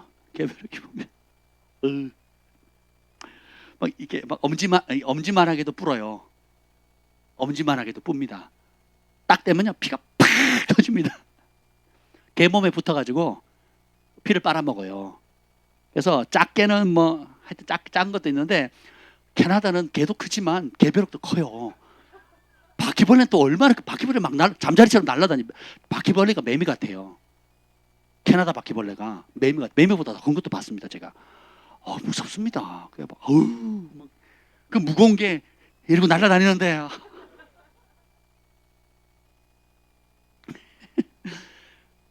여러분, 우리 인생이 하나님 앞에 그 개벼룩 같은 인생으로 살면 안 되겠죠. 교회 딱 달라붙어가지고 예수님의 이름 딱 달라붙어가지고 다고만 하면 다른 사람 보기에 열심히 기도한다, 다른 사람 보기엔 교회 잘 나온다고 하는 것처럼 볼지 몰라도 마치 그 유아기를 10년, 20년, 30년이 돼도 유아기를 안 벗어나면 어떻게 되겠습니까? 그런 과정에 다 겪지만 그 유아기를 안 벗어나면 부모 입장에서 얼마나 마음이 안타깝겠어요. 근데 이제는 우리가 나는 죽고, 그래서 우리는 죽음의 전문가가 돼야 돼요. 정민규는 죽었습니다. 아멘. 완전히 죽었어요. 진짜 우리는 죽어야 되는 겁니다. 진지하게 죽어야 돼요. 그럼 죽으면 내게 아픔을 줬던 사람들, 내게 고통을 줬던 사람, 그리고 나의 옛 과거 지워져요? 그대로 남아요? 지워져야 되겠죠. 그게 죽은 거예요. 부부싸움을 하는데 3년 전, 5년 전, 7년 전 내가 그럴 줄 알았으면 내가 당신을 안 만났을 때, 내가 결혼하기 전에 얘기를 했어야지. 저희 집에서 자주 듣는 얘기거든요. 진작 얘기를 했어야지. 내가 그럴 줄 알았나? 그럼 제가 가만 안 있죠. 그럼 저도 이제 같이 맞받아서 치는 거죠. 그래서 서로 모르고 결혼한 게 다행이에요. 그죠? 다 알았으면 결혼 못 해요. 우리가 결혼 상담하시는 분들, 부부 상담하시는 분들 공통적인 얘기가 뭐예요? 오늘 지금 있는 일만 얘기를 하는 거예요. 작년에 있었던 거, 5년 전에 있었던 거, 10년 전에 있었던 거. 심지어 얘기하면 양가 부모님 이야기까지 막 끌어당깁니다. 그리고 그게 번지면 어릴 때 있었던 얘기, 심지어 태학까지 다 올라가요. 그래가지고 결론은 뭐예요? 나는 책임 없다 이거예요. 그것 때문에 내가 지금 고통당한다 이거예요. 나는 책임 있다 없다? 그러니까 핑계거리 잡는 거거든요. 그건 회개가 아니에요. 용서도 아니고요. 용서는 싹 지워버리는 거예요. 아예. 그리스도 안에서 새로운 피조. 우리 주님이 우리의 모든 과거를 싸그리 지워버리잖아요. 우리가 우리 사이에 있는 관, 그게 하나님의 아들을 믿는 믿음 안에서 사는 거예요. 그 아들이 우리의 죄를, 큰 죄만 용서해주고 작은 죄는 남겨뒀다면 어떻게 되겠어요? 은혜 보좌 앞에 담대히 갈 수 있어요 없어요? 없죠. 그러니까 큰 죄나 작은 죄나 또 치명적인 죄나 평생 잊지 못하는 상처가 남는 그런 죄까지도 주님이 다 용서해 주셨잖아요. 내가 너희를 용서한 것처럼 너희도 서로 용서해라. 내가 너희를 사랑한 것처럼 너희도 서로 사랑해라. 사람이, 그러니까 형제를 위해서, 우리 주께서 우리를 위해서 목숨 버린 것처럼 우리 믿는 형제들이 요한일서에 보면 믿는 자들을 위해서 죽는 것이, 서로를 위해서 죽는 것, 죽기까지 사랑하는 것이 마땅하니라 이렇게 나와 있거든요. 특별하다가 아니고 마땅하다. 그 이유가 뭐예요? 예수님은 우리를 위해서 죽으셨잖아요. 그러니까 그분처럼 사랑하라 그랬잖아요. 그러니까 우리의 기준을, 그게 복음이에요. 그게 복음. 그게 내 자아가 죽었다는 사인이고, 오늘 여러분이 늘 외우고 있는 갈라디아서 2장 20절에 내가 육체 가운데 이 육체를 입고 사는 오늘 이유는 나를 사랑하사 나를 위해 자기 자신을 버리신, 뭘 버려요? 하나님도 자신을 버리셨어요. 예수님도 자신을 버리셨다고요. 그러니까 버려야지만 살릴 수 있어요. 버려야지만 내가 살고, 버려야지만 다른 사람을 살릴 수가 있는 거예요. 누구를? 자기를. 고쳐 쓰는 게 아니라 그랬어요. 내 자아가 죽는 겁니다. 참 어려워요. 그럼에도 불구하고, 그래서 그래야지만 하나님을, 아들을 믿는 믿음 안에서 살 수 있습니다. 그래서 여러분, 과거를 묻어두지 마세요. 사람이 자꾸 묻거든요. 아프니까 덮어버려요. 좀 꺼질렀다 덮어버려. 저는 아닌데, 준비 안 됐거든요. 뭐 이렇게 덮어버립니다. 싫어요. 지금 거론하지 마세요. 저 준비 안 됐어요. 아이들도 그럽니다. 아이들도 상처가 깊으면요, 보통 아이들은 그걸 다 드러내는데, 아이들도요, 깊은 상처들은요, 아니에요, 저는 그런 적 없어요, 싫어요, 저 지금 그럴 마음 없어요, 이럽니다. 근데 이것이 10년, 20년, 30년, 50년 될수록, 여러분 제가 말씀드렸잖아요. 이 꽃 뽑으려면 한 번에 뽑아지겠죠? 안 뽑아질 것 같아요. 한번 해볼까요? 제가 뽑으면 한 번에 뽑습니다. 이거는 이 나무 한 손으로 뽑으면 뽑히겠어요, 안 뽑히겠어요? 제 팔이 뽑힐 거예요. 연수 무겁거든요. 우리 안에 상처의 뿌리도 처음에는 어린아이 때 있으면 잘 다루고 용서하고 하면 상처도 없어요. 그냥 뽑으면 쑥 빠집니다. 근데 이게 10년, 20년, 30년, 50년, 60년 이렇게 묵혀버리면 어떻게 돼요? 아주 천년 묵은 그런 나무처럼 고목이 돼버린 거예요. 손으로 뽑을래도 뽑기가 어려워요. 시간이 많이 걸리거든요. 그럼에도 불구하고 우리가 십자가 앞에, 오늘 찬송처럼 십자가 그 그늘 아래 내 소망이 있네. 제가 우리 소망이를 키우다 보면 정말 한계에 이를 때가 참 많아요. 우리 소망이는 하나님의 초자연적인 능력도 경험하게 하고 인간의 한계도 경험하는 어마어마한 은혜의 도구입니다. 근데 그 가사가 너무 좋은 거예요. 십자가 그 그늘 아래 내 소망이가 있어요. 우리 소망이는 우리 힘으로 할 수 없어요. 십자가 예수님 앞에 갖다 놓는 거예요. 아멘. 우리 소망이 아멘. 얼마나 이 외모처럼 마음도 이쁘면 좋겠어요. 소망이 딴 데 없어요. 십자가 앞에 있는 거예요. 나는 죽고 앞서 본을 보이신 예수님의 십자가 앞에 내가 죽는 겁니다. 그리고 내가 죽은 대신에 이제는 내 안에 하나님의 아들이 말씀의 영으로 임하시잖아요. 그 말씀이 말하는 대로 그냥 따라가는 거예요. 감정하고 달리, 그리고 내 과거의 경험과 상처와 달리 말씀이 말하는 대로 저 원수 용서해라, 용서하는 거예요. 그 과거 지워라, 지우는 겁니다. 그 감정 없애라, 없애는 거예요. 그걸 내 힘으로 안 되니까 어떻게 해요? 성령의 은혜를 덧입어서 십자가 앞에 가져가는 거예요. 한계치 부딪힐 때, 제가 이제 여러분 중보하는 주된 내용, 저 자신과 여러분을 중보할 때 가장 제가 중점을 두는 것 중에 하나가 그겁니다. 여러분이 잘 가요, 잘 싸워가다가 여러분마다 가지고 있는 한계가 있거든요. 아킬레스건이 있거든요. 어떤 사람은 감정 건드리면 그 다음부터 눈이 뒤집어서 배는 게 없는 사람이 있어요. 그게 한계예요. 어떤 사람은 돈 문제만 건드리면 잘 가다가 기도도 열심히, 봉사도 열심히, 돈 문제만 딱 가면 확 뒤집어집니다. 또 어떤 사람은 가족, 아버지나 어머니나 가족 문제만 딱 건드리면 잘 가다가 휙 뒤집어지는 사람들이 있거든요. 그러니까 각기 틀려요. 각기 틀렸는데 다른 건 잘해요. 다른 건 다 잘하다가 이제 점점 하나님이 때가 되어서 이제 그 문제를 근본 뿌리를 탁 뽑아내려고 이제 그 뿌리를 이제 드러내실 때에 요때 팍 하고 튕겨져 나갈 것이 아니라 어떻게 해야 돼요? 모세처럼, 다니엘처럼, 엘리야처럼, 예수님처럼 예수님 발 앞에 나아가서 어떻게 해요? 물 쏟듯이 그것을 쏟아내는 거예요. 그때 튕겨져 나가거든요. 그때 술과 담배와 각종 중독성과 게임이니 여러 가지 쇼핑이니 온갖 그 중독에 튕겨져 나가버리거든요.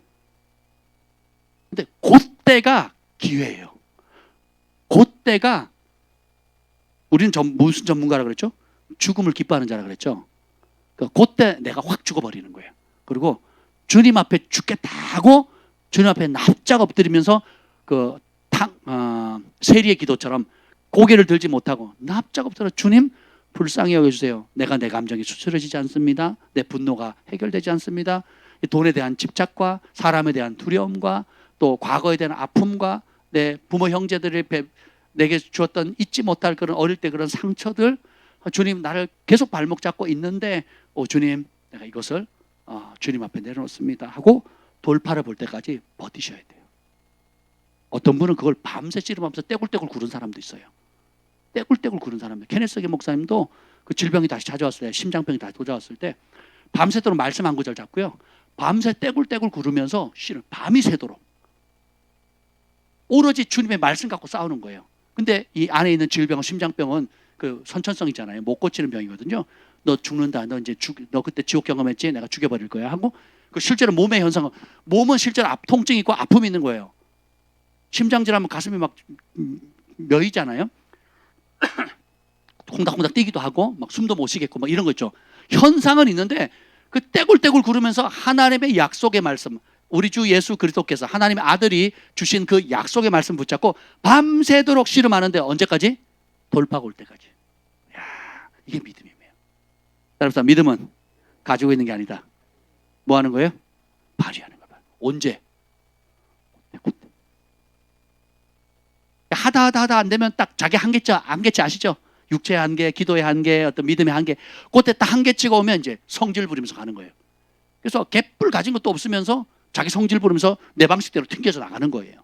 근데 겸손한 사람, 하나님의 사람, 진짜 믿음을 이제 성장하면서 믿음을 키우는 사람은 어떻게 돼요?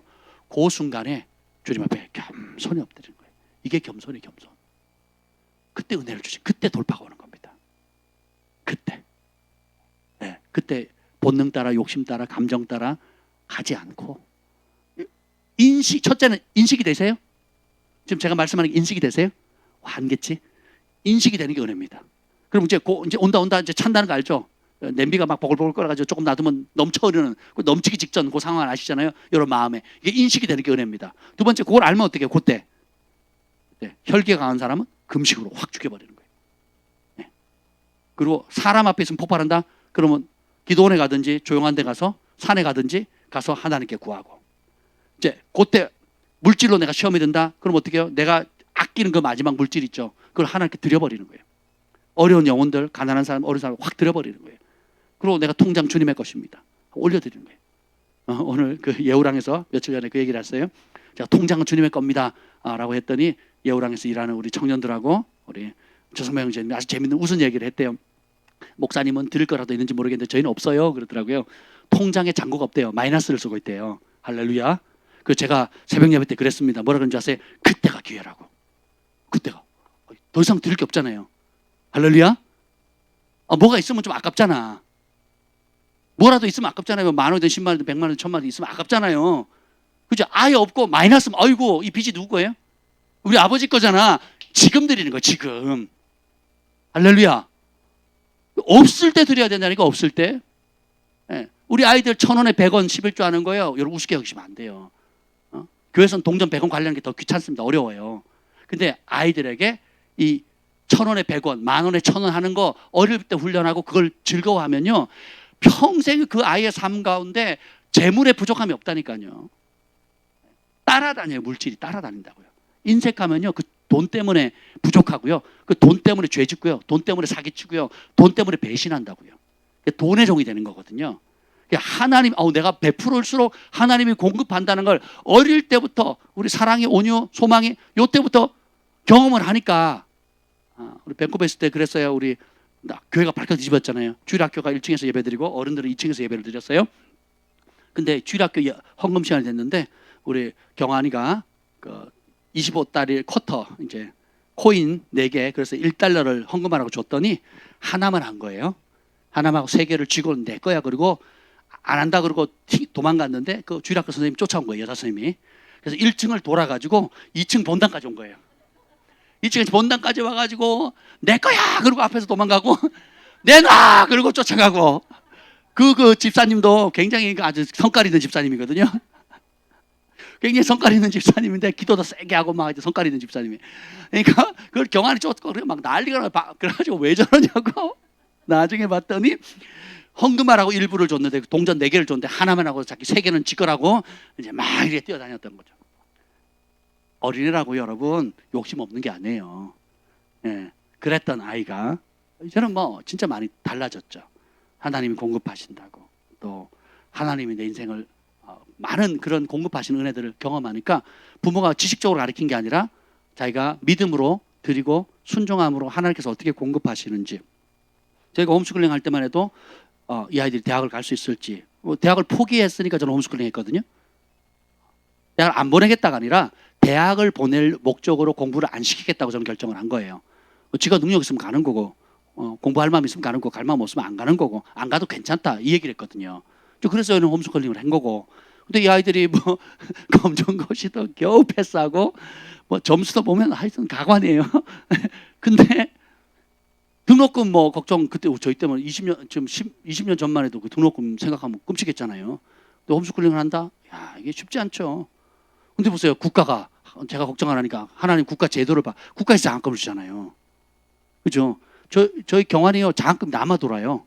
학교가 남는 잉여분을 안 돌려줘요.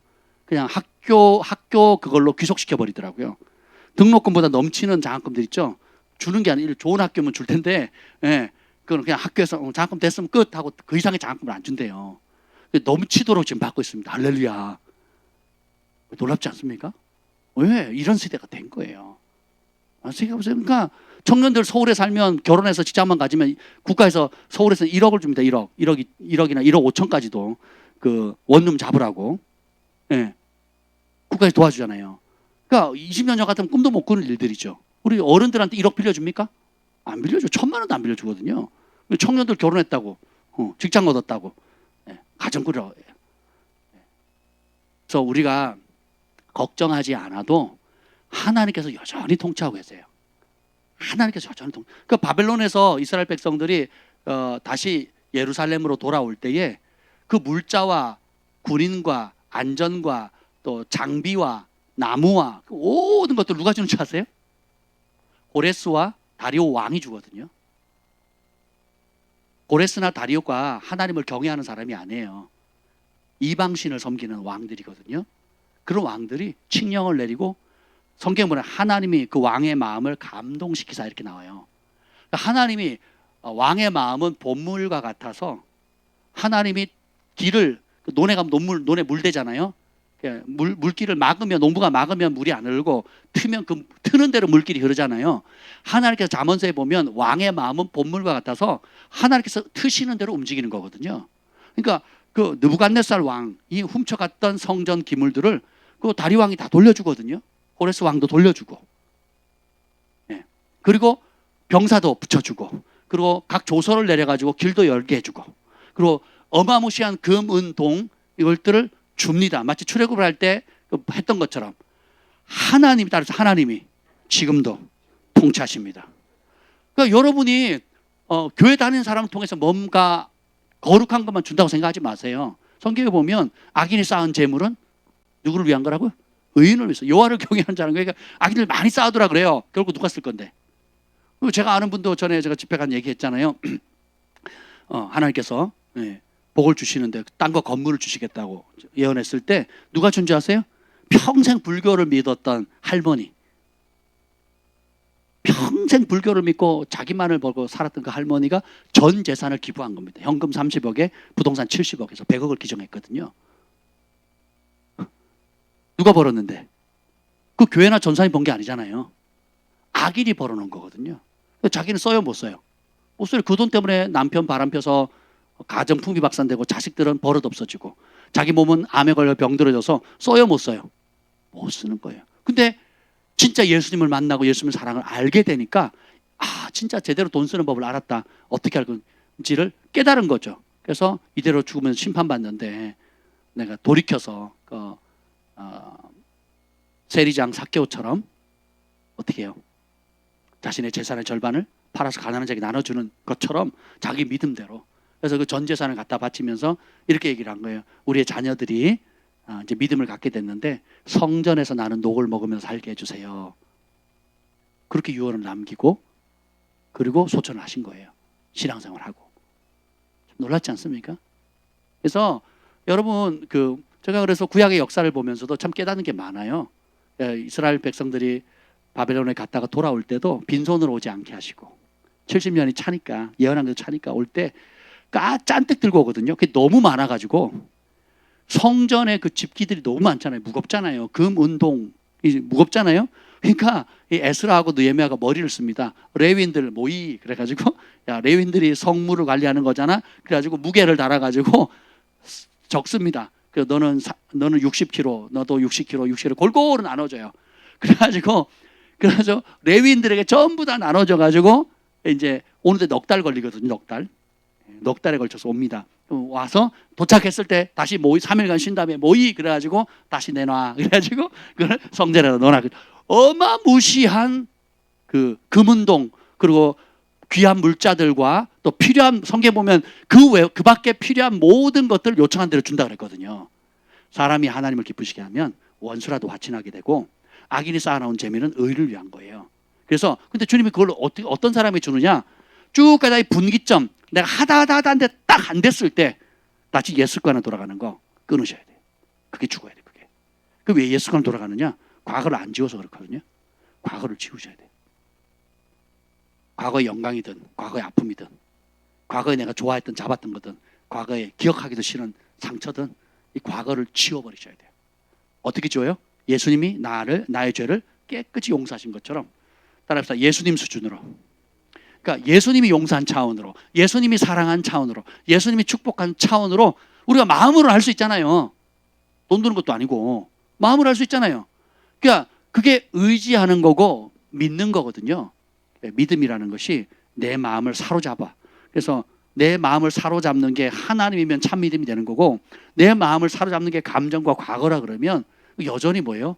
나는 옛자가 십자가에 못 박힌 게 아닌 게 되는 거죠. 그래서 따라서 결정적일 때 이제 하나님의 은혜를 못 누리게 하는 거예요. 되게 안타깝죠. 그래서 우리가 그 결정적인 순간을 기회로 만들어야 돼요. 그 결정적인 순간에 엘리야처럼 무릎과 무릎 사이에 머리를 쳐박고 하나님이 응답 주실 때까지 버티는 거예요. 제가 오늘 금요일 날 좀 나누려고 하는데 여러분이 하나님께 사로잡힌 바 되면 하나님께 속한 것을 받게 돼요. 하나님께 목숨 걸잖아요. 그때 하나님께서 주시는 진짜를 받게 돼요. 근데 하나님은 속지 않으시기 때문에 진짜 하나님 의지하지 않고 결정적인 때 다른 거 의지하죠. 그럼 그 의지하는 것의 혜택을 받게 합니다. 근데 그 의지하는 게 악이잖아요. 악을 행하는 각 사람의 영에는 환난과 공고가 있다 그랬죠. 그러니까 잠깐은 마약처럼 잠깐은 기분 좋게 하는데 술처럼 잠깐 기분 좋게 하는데 깨면 머리 아프고 몸이 안 좋은 것처럼 그 현상이 생기는 거예요. 그러니까 그때 어떻게 돼요? 죽으면 죽으리다고 내 육과 내 상처와 과거를 주님 앞에 싸그리 가서 태워드리는 거예요. 그래서 나는 더 이상 과거의 종이 아닌 겁니다. 과거에 나는 죽어버린 거예요. 자신을 향해서 또 여러분이 상처 준 사람 그리고 여러분에게 상처를 준 사람 두 가지 다 하셔야 돼요. 여러분 자꾸 받았다고만 얘기하는데 받기만 했나요? 나는 받기만 했다. 상처 준 적이 없다 하시는 분. 상처 받기만 하셨죠? 많이 주셨죠? 엄청 주셨죠?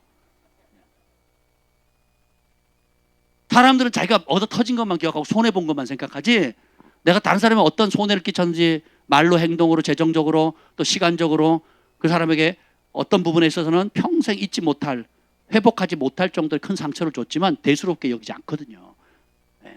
근데 그런 모든 것들도 하나님 앞에 올려드리고 회개하고 배상할 수 있는 것은 배상하고 그렇지 못한 것들은 주님 앞에 온전히 올려서 내가 용서받고 싶은 그대로 나에게 상처 준 사람을 용서해 주는 거예요. 다 서로 빚진 자예요. 서로 상처 주고 상처 받고 사랑하고 사랑받고 서로 빚진 거거든요. 그러니까 따라서 또이또이 또이또이에 또이또이 도치니 개치니 그냥 똑같아요. 윷놀이 할 때 도나 개나 뭐 거기서 거기잖아요. 그죠? 독에 걸리면 뭐 모르세요? 도나 개나 거기서 거기잖아요. 그러니까 상처를 많이 주고 많이 받아도 거기서 거기예요. 제가 얘기 들어보면요, 진짜 어떻게 저러고 살았을까? 해도 사람은 다 똑같아. 정말 처참한 환경 속에서 밝게 자는 사람이 있고요, 정말 꽃밭 같은 길에서도 아주 어그러지게 산 사람들이 있거든요. 환경 탓이 아니에요. 저도 어렵게 자랐지만 야 정말 위로 많이 받았어요. 생각하면서 저보다 어려운 사람이 한둘이 아니더라고요. 누구의 고통이 제일 커요? 내 고통이 제일 큰 거예요. 그래서 좀 마음의 여유를 가지시길 축복합니다. 그래서 온전히 죽으셔야 돼. 그것이 이제 고린도 후서에 나와요. 고린도 후서 전서 봤죠? 후서에 보면 고린도 후서 5장 7절.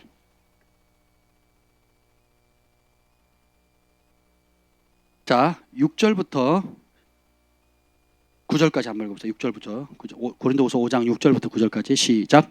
그러므로 우리가 항상 담대하여 몸으로 있을 때에는 주와 따로 있는 줄을 아노니 이는 우리가 믿음으로 행하고 보는 것으로 행하지 아니함이로다.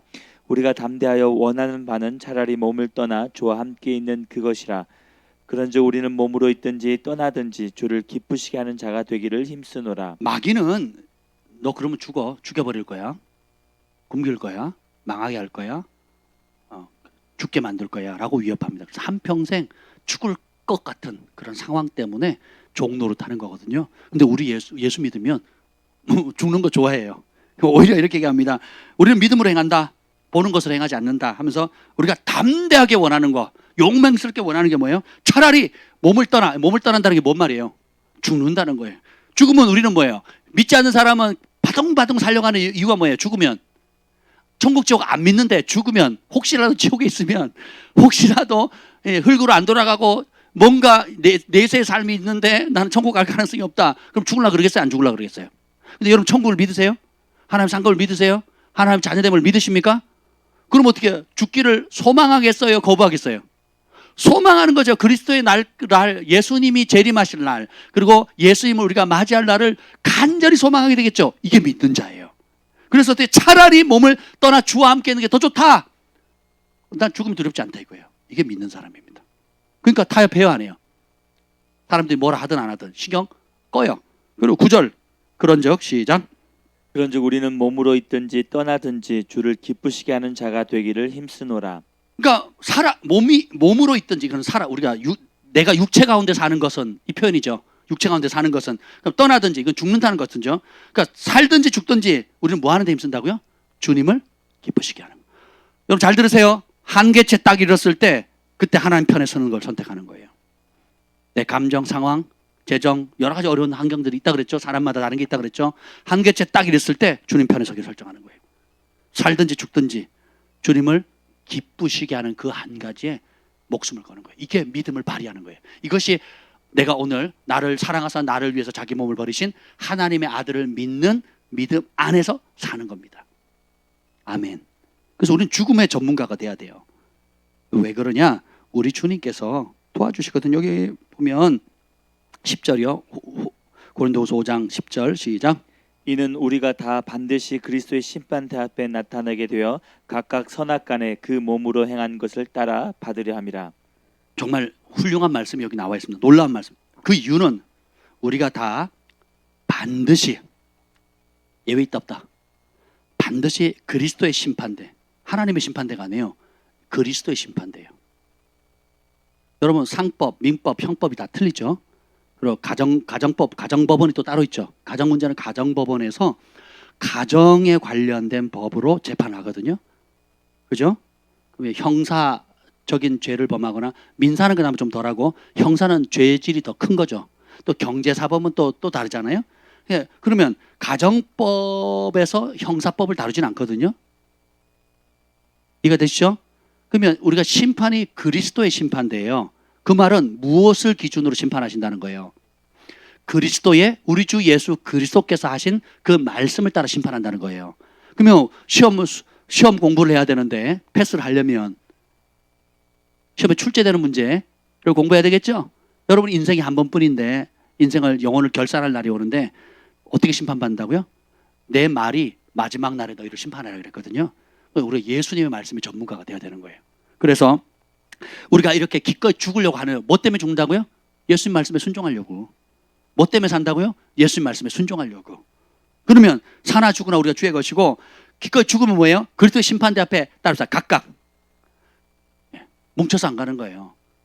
남편이 신앙 좋다고 아내가 따라가는 게 아니고 아내가 신앙이 좋다고 남편이 쫓아가는 것도 아니에요. 부모가 신앙이 좋아서 부모님 목사님이니까 자녀들은 또 덤으로 따라가는 게 아니에요.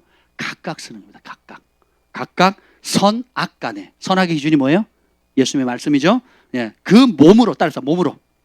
믿음의 결국이 뭐예요? 몸이거든요. 몸. 내가 믿는 바를 말로 하고 행동을 하거든요. 그래서 심판은 믿음으로 받는다는 말이 한 구절도 안 납니다. 심판은 뭘로 받아요? 행위로 받는 거예요. 행위로. 왜요? 믿는 그대로 행동하거든요. 야, 참 우리 하나님 공의로우시죠. 예, 말과 행동이 분리될 수 없다라는 겁니다. 그래서 우리가 그 그리스도의 심판대 앞이 우리 날마다 예수님을 맞이할 것을 인생의 목적으로 삼는 사람은 예수 그리스도의 심판의 날이 가장 영광스러운 날이 되는 거예요. 맨날 그것만 준비했거든. 우리 주님 다시 만날 그것만 생각했거든요. 주님이 나를 이 땅에 파송하신 목적만 생각하고, 그리고 내 안에 함께 하시는 그 아들을 믿는 믿음 안에서 예수님 말씀 따라 용서하고 사랑하고 축복하고 섬기고 베풀고, 예? 그렇게 살았으니까 그 왕이 오신다는, 내가 나의 왕을 맞이할 준비를 하기 위해서 그렇게 살았다는 거예요. 인내하며 수치를 참고 고난을 참고 그리고 희생하면서 그걸 살았기 때문에 그분이 오시면 그날이 최고로 영광스러운 날이 되는 거예요. 그래서 그리스도의 심판은 그날의 영광스러운 심판이 되는 거예요. 교회는 다니는데 이 말씀은 배웠는데 그게 나하고 아무 상관이 없어요. 교회 문 밖을 딱 나가는 순간 내 육의 본능, 과거의 감정, 아픔, 상처, 분노, 그리고 죽기를 무서워해서 한평생 매여 종살이하는 그 길로 또 간다면 예수님을 맞이할 준비를 할 수 있어요, 없어요? 못하게 되죠. 그래서 왜 기도 못해요? 돈 벌어야 되니까. 네. 왜 헌신 못해요? 돈 벌어야 되니까. 왜 내가 하나님께 순종을 못해요?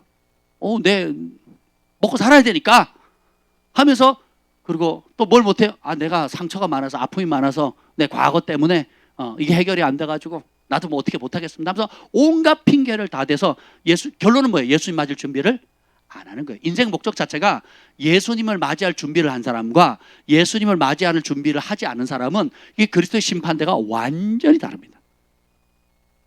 초대교회가 고린도전서 1장 아까 봤죠? 성령의 은사를 맛보니까 어떻게 돼요? 뭘 기다려요? 복 받을 날을 기다리는 게 아니에요. 사업을 성공할 날을 기다리는 게 아니에요. 예수님을 맞이할 날을 준비하는 겁니다. 한결같이 그래요. 그래서 초대교회 붕이 땅 터지니까 집을 달라고 구하는 게 아니라 어떻게 해요? 집을 내어놓죠. 땅을 달라고 하는 게 아니라 땅을 내어놓죠. 왜요? 그리스도의 심판대 앞에 설 날이 보이거든요. 영의 세계가 열리니까 완전히 다른 세계가 열리게 되는 거죠. 이게 복음이에요. 이게 복음. 아멘. 다시 원점으로 돌아오면 한계치에 땅 부딪혔을 때 뒤로 자빠지지 마시고 앞으로 자빠지는 거예요.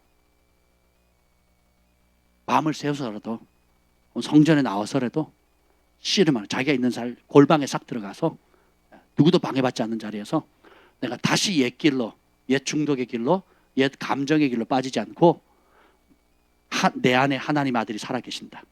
내 안에 계신 하나님 아들을 믿는 믿음으로, 그분이 지금 보고 계신다, 듣고 계신다, 알고 계신다. 그 믿음 달려가는 거예요. 9번 봅시다. 여기 보면 천국복음 9번이에요.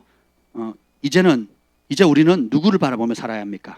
히브리서 12장 2절 말씀, 믿음의 주요 또 온전하게 하시는 이인 예수를 바라보자. 그는 그 앞에 있는 기쁨을 위하여 십자가를 참으사 부끄러움을 개의치 아니하시더니 하나님 보좌 우편에 앉으셨느니라. 자, 그래서 이제 우리는 하나님께 사로잡힌 바 돼서 믿음으로 살려고 하는 우리는 누구를 바라봐야 되냐? 예수님을 바라봐야 됩니다. 근데 이 예수님이 어떤 분이에요? 믿음의 주요, 온전하게 하시는. 그 믿음의 주라는 게 무슨 뜻이냐면 믿음의 창시자라는 뜻이에요. 믿음이 뭔지를 시작하신 분. 예. 믿음을 시작하신 분이라는 뜻이에요. 그리고 온전케 하신다는 말은 믿음을 완성하신 분이라는 뜻이거든요. 그러니까 믿음을 만드신 분이고, 그리고 그 믿음을 완성하신 분이라는 거예요. 그러니까 우리의 믿음의 가장 좋은 본보기, 샘플이 뭐예요? 최고의 샘플이 예수님이라는 거예요. 그러니까 예수님처럼 행동하는 게 믿음이라는 거예요. 근데 그 예수님의 믿음의 절정이 뭐냐? 히브리서에 이제 쭉 보면 나오면 뭐냐면 그가 죽음의 고난을 받으셨다 그러거든요. 죽기까지 순종했어요. 그가 아들이실지라도 순종함을 배우셨다 그랬거든요. 어디까지 순종이요? 죽기까지 순종이에요. 그래서 우리 그리스도인들은 죽는 전문가가 돼야 돼요. 그래서 따라합시다. 그리스도만 남을 때까지. 나는 없어져야 돼. 나는 고쳐 써먹는 게 아니에요. 나는 없어져. 예수님과 그분의 말씀만 남을 때까지. 근데 많은 사람들이 생각에 견고한 진에 잡혀서 생각에서 져버려요. 나는 못해. 아니면 나는 피해자야. 나는 할 수 없어. 나는 잘하고 있어. 그래서 안 받아들여요. 배우질 않아요. 순종은 타고나는 게 아니라 그랬어요. 순종은 뭐예요? 배워야 돼요. 언제요? 날마다 배워야 되는 겁니다. 그러니까 그가 아들이라도 죽기까지 순종함으로 배웠다 그랬거든요. 그 이유가 뭐냐면 자기를 순종하는 자에게 구원이 되게 하려 하십니다. 그랬어요. 우리 밥솥 위에 보면 순종의 속도가 성색 속도다. 거기 보면 잠깐 말씀 구절이 적혀 있어요. 그게 그 히브리서 말씀이거든요. 그가 아들이시라도 순종함을 배웠다 그랬거든요. 그럼 그 이유가 뭐냐? 자기에게 순종하는 자를 구원하신다 그랬어요. 그러니까 본인이 순종의 본을 보였었으니까 어디까지? 죽기까지. 그럼 어떤 사람이 구원받는다고요? 그 예수님의 말씀을 죽기까지 순종하는 사람에게 구원의 창시자가 된다는 거예요. 참, 여러분 이게 단단한 음식이 단단한 음식. 여러분이 어릴 때 배웠던 젖 먹는 음식이 아니고 달짝지근하고 부담도 없고 씹을 필요도 없고 입 사이에 끼지도 않고 수고도 필요 없이 그냥 주는 대로 꼴짝꼴짝 삼키면 그런 신앙으로는 주님 앞에 서기가 어렵습니다. 이 세상의 유혹 가운데 이겨나갈 수가 없어요. 근데 보세요. 예수님이 죽으신 것처럼 우리도 죽어야 된다는 거예요. 초대교회가 어떻게 돼요? 순교당하죠. 고난당하죠.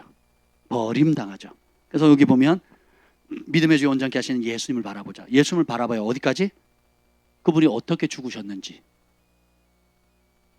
그리고 수치를 어떻게 참으셨는지, 어디까지 헌신하셨는지, 어디까지 자신을 내어주셨는지, 얼마나 사랑하셨는지 그 예수님을 그대로 바라보는 거예요. 그 이유가 뭐예요? 예수님은 그 앞에 있는 기쁨을 위해서 십자가를 따라서 참았다. 부끄러움을 개의치 않았다. 여러분 성경 끼고 다니는 게 부끄러우세요? 예수 믿는 게 부끄러우십니까? 사람들 앞에 내가 예수 믿는다는 게 부끄러우세요? 그래서 당당하게 얘기 못하나요? 나오나? 학교에서 그러지? 아니야? 어휴 할렐루야. 감사해요. 내가 봤을 때는 아닌 것 같은데 내가 보는 그림은 안 그런데 그럴 줄 믿습니다. 보세요. 사람 앞에 나를 부인하면 나도 부인하겠다 그랬고, 사람 앞에 나를 시인하면 천사들 앞에 하나님 앞에 시인하겠다 그랬거든요. 그러면 예수님이 십자가를 참고 부끄러움 실오라기에 걸치지 않고 십자가에 처참하게 달려 죽으셨잖아요. 우리 죄를 위해서. 근데 그걸 참으신 이유가 있어요. 그 수치를 개의치 않은 이유가 뭐예요? 그 앞에 있는 기쁨이거든요. 그 십자가 이후에 있는 그 기쁨이 뭐예요? 모든 동족인 이스라엘 민족과 사마리아 그리고 땅끝까지 있는 수많은 영혼들이 그 아들을 믿고 바라는 사람들이 동일하게 죄 사함을 받고 하나님의 아들 딸이 되어서 예수님께서 히브리서 뭐라면 그들을 형제라고 부르기를 부끄러워하지 않았다 그랬거든요. 가족으로 부르신다는 거예요. 그리고는 어떻게 해요? 온 세상에 하나님의 영광으로 가득 차서 이후에 주님 앞에 섰을 때 각 나라 족속과 백성과 방언에서 아무라도 능히 살 수 없는 허다한 무리들이 나와서 주님 앞에 구원하심이 보좌에 앉으신 우리 하나님께 있도다고 찬송할 그날을 보신 거예요. 나는 알파와 오메가라. 그러니까 이 십자가가 지금의 모습만 보는 것이 아니라 십자가로 말미암아 완성될 그 마지막 영광까지도 보신 거예요. 그래서 그 앞에 있는 그것을 보는 게 믿음이에요. 지금은 여러분 죽을 날 계산하면 30년, 50년, 70년 생각할지 모르겠지만 믿음의 눈을 뜨면 지금이 천국에 있는 거고 70년도 지금이고 60년도 지금이고 30년도 지금이고 주님이 재신을 하는 날도 지금처럼 바라보면서 주님을 맞이할 준비를 하는 거예요. 이게 믿음이에요. 그래서 그 앞에 있는 기쁨, 우리가 영원한 기쁨을 위해서 준비해야 되죠. 그래서 여러분이 교사로서, 어머니로서, 아버지로서, 학생으로서, 직장으로서, 백수로서, 백조로서 각기 위치는 다 다르지만 그 위치에서 뭐 하는 거예요? 예수님 맞이할 준비를 하는 거예요. 우리 예수님을 모르는 많은 사람들에게 여러분이 예수님께 사로잡혀서 그 영혼들을 주께로 인도하는 겁니다. 다니엘이 봤던 환상처럼 마지막 날에 티끌 가운데서 많은 사람들이 다 살아날 건데, 그래서 영광스러운 구원으로 수치의 부활로 하죠. 그리고 많은 사람을 옳은 대로 인도하는 사람들은 하늘의 궁창의 별과 같이 찬란하게 빛난다 그랬어요. 믿으세요? 발휘하세요. 그 약속의 말씀을 믿으십니까? 삶을 재조정하셔야 돼요. 사는 습관, 시간 보내는 습관, 말하는 습관, 행동하는 습관, 돈을 버는 목표, 쓰는 방향, 저축하는 목표, 저축한 돈을 사용하는 방향을 다 바꾸셔야 돼요. 기도를 바꾸셔야 됩니다. 제가 그 기도 계속 하거든요. 제가 그 기도 계속 합니다. 그래서 이리저리 제 개인적으로 뭐 이렇게 돈을 조금씩 모아놓은 거 있죠. 그러면 뭐 그냥 쓰면 아무것도 아닌데 요걸 1년, 3년, 5년 모아놓으면 목돈이 되잖아요. 그 돈이 생기면 계속 기도하는 거예요. 제가 모으는 과정 가운데 기도를 하는 거하고 그 기도를 하나님 나라를 위해서 어떻게 쓸까요? 주님 말씀하세요 하고 기도하면서 하나님 나라를 위해서 심겠습니다 하고 주세요. 재정을 공급해 주세요 하고 싸서 모았을 때와 그거 안 하고 그냥 내가 비상금으로 써야지, 필요할 때 내가 뭐 오토바이 사야지, BMW로 이제 바꿔야지, 이제 이렇게 생각하면서 모으면 그 돈 모으면 결국 뭐 하겠어요? BMW 사게 되는 거죠. 뭐 그것도 나쁘진 않아요. 내 돈 갖고 내가 마음대로 쓰는데. 그렇잖아요? 이게 옛사람이고 그건 믿음을 발휘하는 게 아니죠. 옛자 본능을 발휘하는 거죠. 근데 제가 이렇게 쓰면, 제가 그래서 작년에 말씀드렸잖아요. 제 생일날, 오늘도 누가 생일 감사한 거 마셨는데 이제 생일날 바꿔야 돼. 언제까지 내가 받아야 되나? 언제까지 내가 받고 살아야 되나? 내가 이 땅에 받으려고 온 게 아닌데 나눠주려고 온 건데. 그래서 제가 작년에 공포했잖아요. 생일날 들어오는 모든 현금은 선교지로 보내겠다고. 그 작년에 적지 않은 돈 보냈습니다. 제가 인도하고 필리핀, 인도에 보냈던 것 같은데, 그러니까 뜻을 정하니까 돈이 들어오면 뭔 생각부터 해요? 나눌 생각을 하는 거죠. 그래서 지금 그 인도는 지금 코로나 때문에 굉장히 어려움 당하고 있는데, 지금 그 이모 선교사님은 지금 계속 그 고아들 학교 계속 사역이 확장돼요. 자기가 가르친 제자들도 변화되어져 가고 있고 놀라운 일들이 일어나고 있습니다. 그리고 코로나로 가장을 잃은 집안들 지금 동향 파악해가지고 그들이 이제 그 자료만 오면 그 사람들을 어떻게 도울 건지 또 생각하고 있고, 그래서 끊임없이 확장되어져 가는 거거든요. 그래서 제가 보낼 때마다 그 얘기를 하는 게, 어떻게 그렇게 딱 절묘한 타이밍에 선교비를 보내냐요. 어떻게 그렇게 절묘한 타이밍에 보내냐는 거죠. 제가 뭐 알고 보내요. 그 평소에 내가 통장에 잔고를 모으는 목적 자체가 뭐라고요?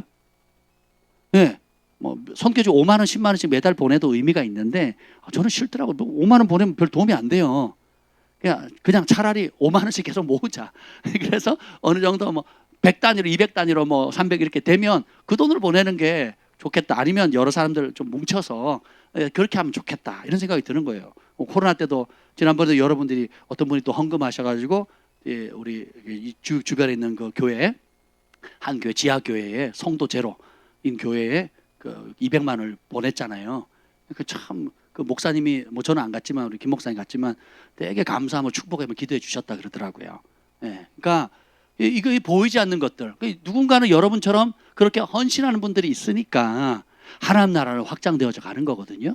그래서 저야 뭐 그런 돈이 있으면 뭐 기분 좋게 뭘 좋은 물건을 사거나 뭐 여행을 가거나 내가 하고 싶은 걸 잠깐 하고 나 자신을 위해서 누릴 수는 있지만, 요거를 어떻게 참고 하나님 나라를 위해서 더 큰 기쁨을 위해서 내가 그 가치를 사면, 그 가치가 보이고 발견을 하게 되면 어떻게 돼요? 그것을 이제 하나님을 기쁘시게 할 것이 무엇인지 시험해 보는 게 되는 거죠. 그래서 그것을 향해서 소원하게 되고 기도하게 되고 취하게 되고, 취했을 때 어떻게 돼요? 나눠주게 되는 거죠. 그래서 우리 예우랑 가족들 없을 때 잘 됐어요. 지금이 그때요. 마이너스 있을 때 그 빛은 누구 빛? 하나님 빛이 된 거예요. 그때부터 지금 드리는 거예요. 이제는 뭐 지금은 없잖아요. 없으니까 그때 하나님께 드리는 거예요. 그러면 그때 쌓이는 것마다 성령께서 감동 주시는 대로, 청지기로서 주님께서 감동 주시는 대로 나눠주면 되는 거예요. 할렐루야. 아멘. 아멘. 있으면 하는 게 아니에요. 있으면 하려면요 벌써 마음이 딴 데가 있어요. 내가 업그레이드 할 게 많아. 그죠? 업그레이드. BMW 다음이 뭐예요? 없어요? 할리요? 할리보다 BMW가 더 조용하다 그랬죠. 할리? 그렇게 할리?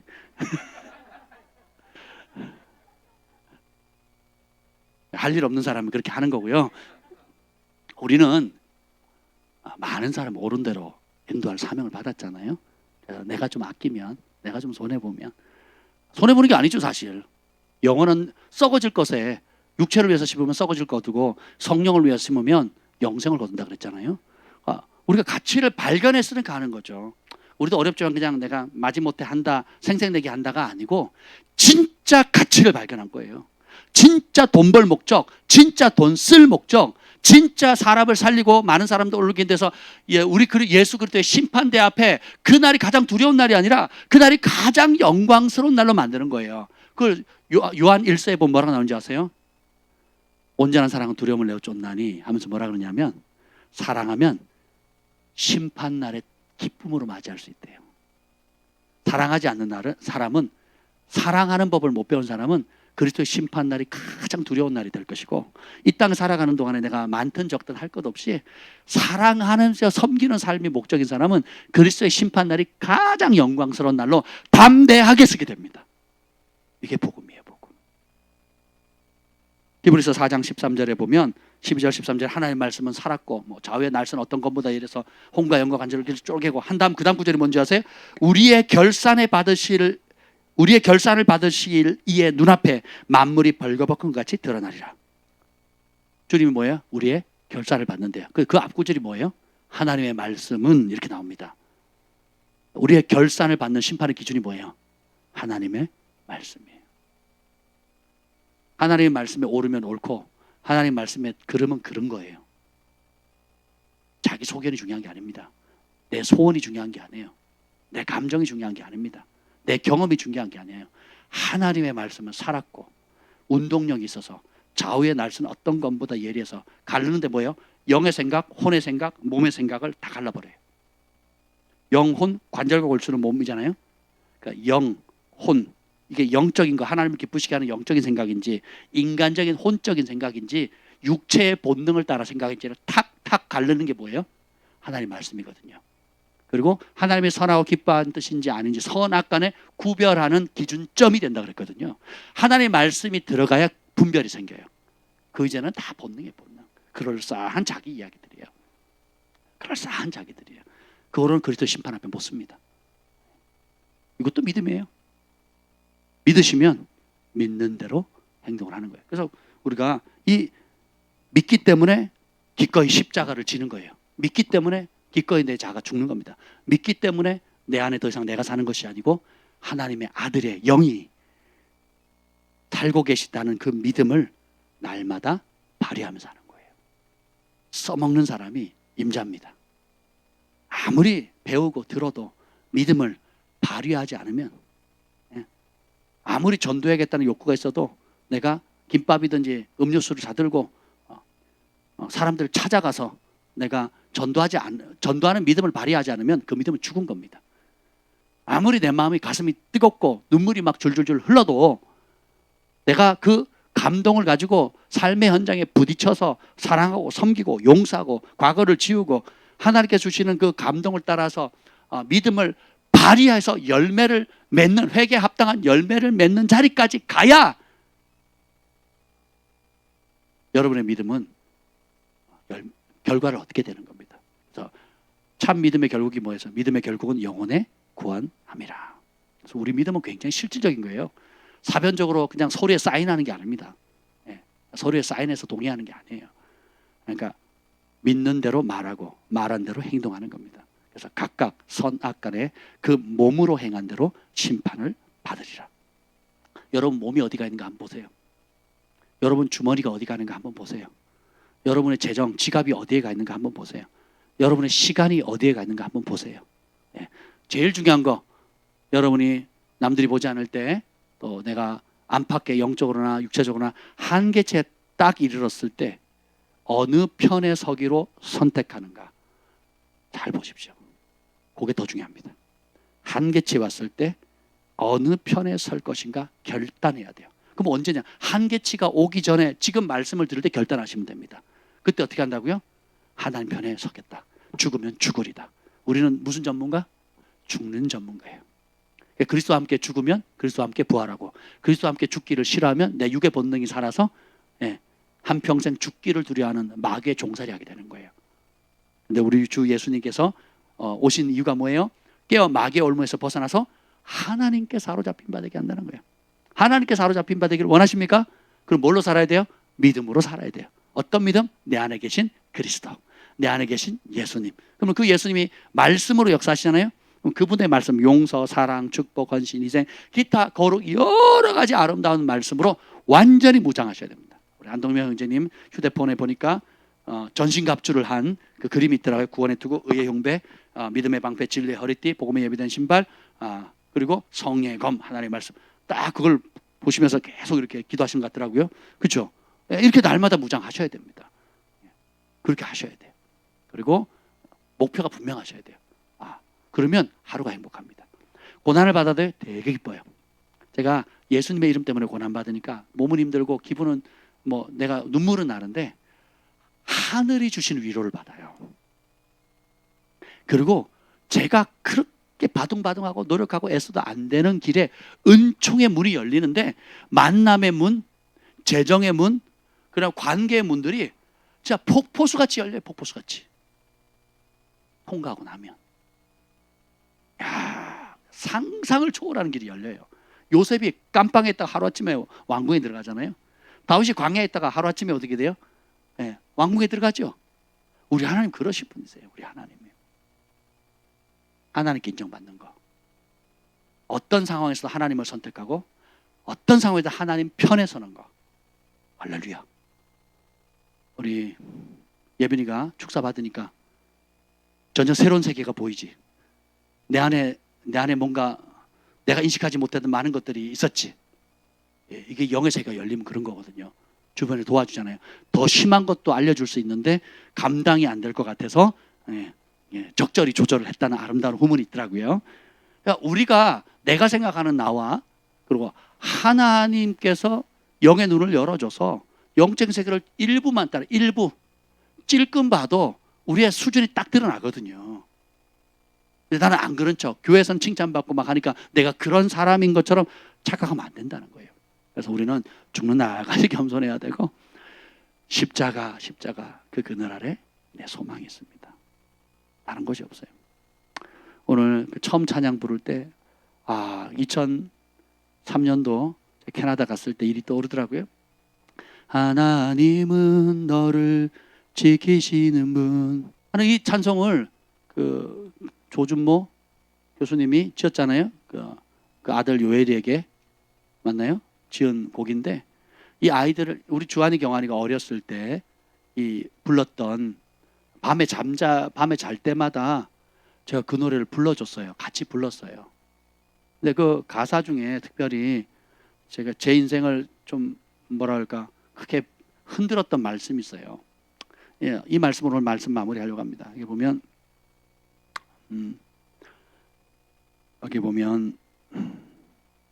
이렇게 나옵니다. 2절 가사가 이거예요. 하나님은 너를 원하시는 분, 너와 같이 있고 싶어 하신. 여기 보면 2절 가사가 이렇게 나옵니다. 하나님은 너를 원하시는 분, 이 세상 그 무엇 그 누구보다 하나님은 너를 원하시는 분, 너와 같이 있고 싶어 하신다. 바울도 고린도 교회에게 이렇게 얘기합니다. 뭐라고 얘기하세요? 돈 얘기 막 하다가 선교비 얘기 막 하다가 약정금 얘기 막 하다가 나는 너에게 돈을 원하는 게 아니다. 그럼 뭐라고 하는지 아세요? 나는 너희를 원한다 그래요. 그래서 제가 빵 터졌어요. 바울이 2차 전도 여행 때 고린도 교회를 개척했거든요. 근데 고린도 교회가 유복하니까 바울이 유대로 가거나 선교하는데 많이 재정을 지원해 줍니다. 그러니까 그 교회 안에 있는 바울을 대적하는 세력이 바울이 약한 척하면서 니네 돈을 빼앗는 자다, 돈을 착취하는 자다, 돈 밝히는 사역자다 이렇게 얘기를 해요. 그때 고린도후서에 바울이 이렇게 나는 너희의 재물을 원하는 게 아니라 나는 너희를 원한다. 되게 아버지의 마음이 확 밀려오는 거예요. 자식들이 용돈 보내는 게 좋아요? 와서 같이 수다 떠는 게 좋아요? 네. 둘 다. 아멘. 저도 그렇습니다.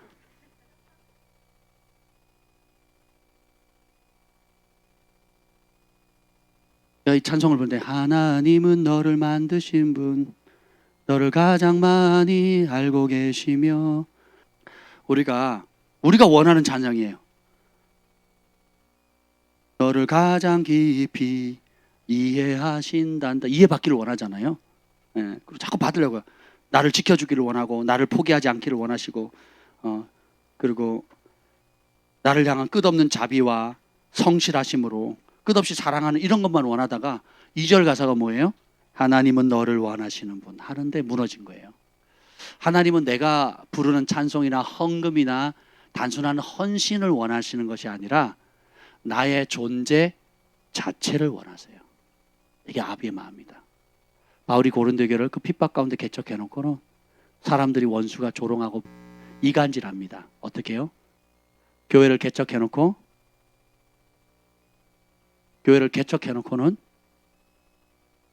돈벌이로 한다고 사람들이 조롱을 합니다.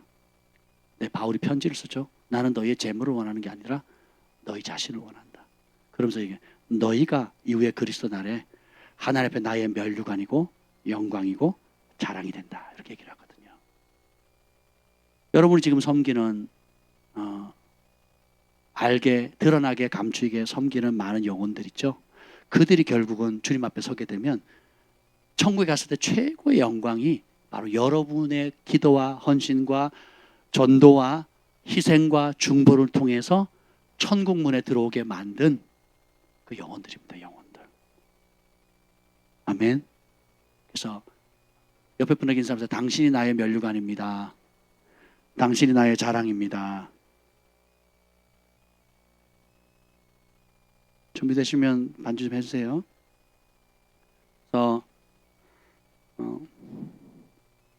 그리고 오늘 마지막 불렀던 찬양 중에 무엇이 변치 않아 내 소망이 되며 할 때에 그 누굴 기다려 내 영이 기쁘리. 우리의 영혼이 기쁘고 만족할 수 있는 길은 다른 길 없어요. 한계치에 이랬을 때 옛날로 돌아가시면 안 됩니다. 한계치에 이랬을 때 다른 내가 뒷주머니 차고 다른 의지할 것 찾아서는 안 돼요. 내 영은 세상에 다른 아름다운 것을 기다린다고 만족이 오는 게 아니에요. 내 영은 주님을 만날 때, 주님의 음성을 들을 때, 주님의 그 따스한 손길의 만짐을 받을 때 됩니다. 주님은 우리가 주어는 무슨 특별한 아름다운 한 부분을 원하시는 것이 아니고 우리의 존재 자체를 원하시는 거예요. 우리 이 시간 함께 찬양하겠습니다. 하나님은 너를 만드시는 분. 하나님은 너를 만드신 분, 불을 꺼주세요. 너를 가장 많이 알고 계시며 하나님은 너를 만드신 분, 너를 만드신 분, 너를 가장 깊이 이해하신다. 하나님은 너를 지키시는 분, 너를 지키시는 분, 너를 절대 포기하지 않으며, 하나님은 너를 지키시는 분, 너를 쉬지 않고 지켜보신단다. 하나님은 너를 원하시는 분, 너를 원하시는 분, 이 세상 그 무엇, 이 세상 그 무엇, 그 누구보다 하나님은 나를 원하시는 분, 나를 원하시는 분, 나와 같이 있고 싶어하신단다. 하나님은 나를 인도하시는 분, 하나님은 나를 인도하는 분, 광야에서도 폭풍 중에도 하나님은 하나님은 인도하시는 분, 나를 인도하는 분, 푸른 초장으로 푸른 초장으로 인도하신단다. 그의 생각 셀 수 없고 그의 자비 무궁하며 그의 성실 날마다 새롭고 그의 사랑 끝이 없단다. 다시 한번, 하나님은 나를 원하시는 분, 하나님은 나를 원하시는 분, 이 세상 그 무엇 그 누구보다 하나님은 나를 원하시는 분, 나와 같이 있고 싶어 하신단다. 하나님은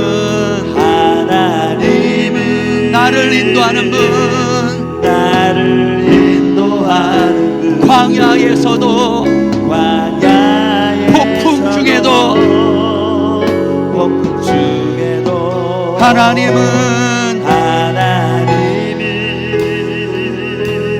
나를 인도하는 분, 푸른 초장으로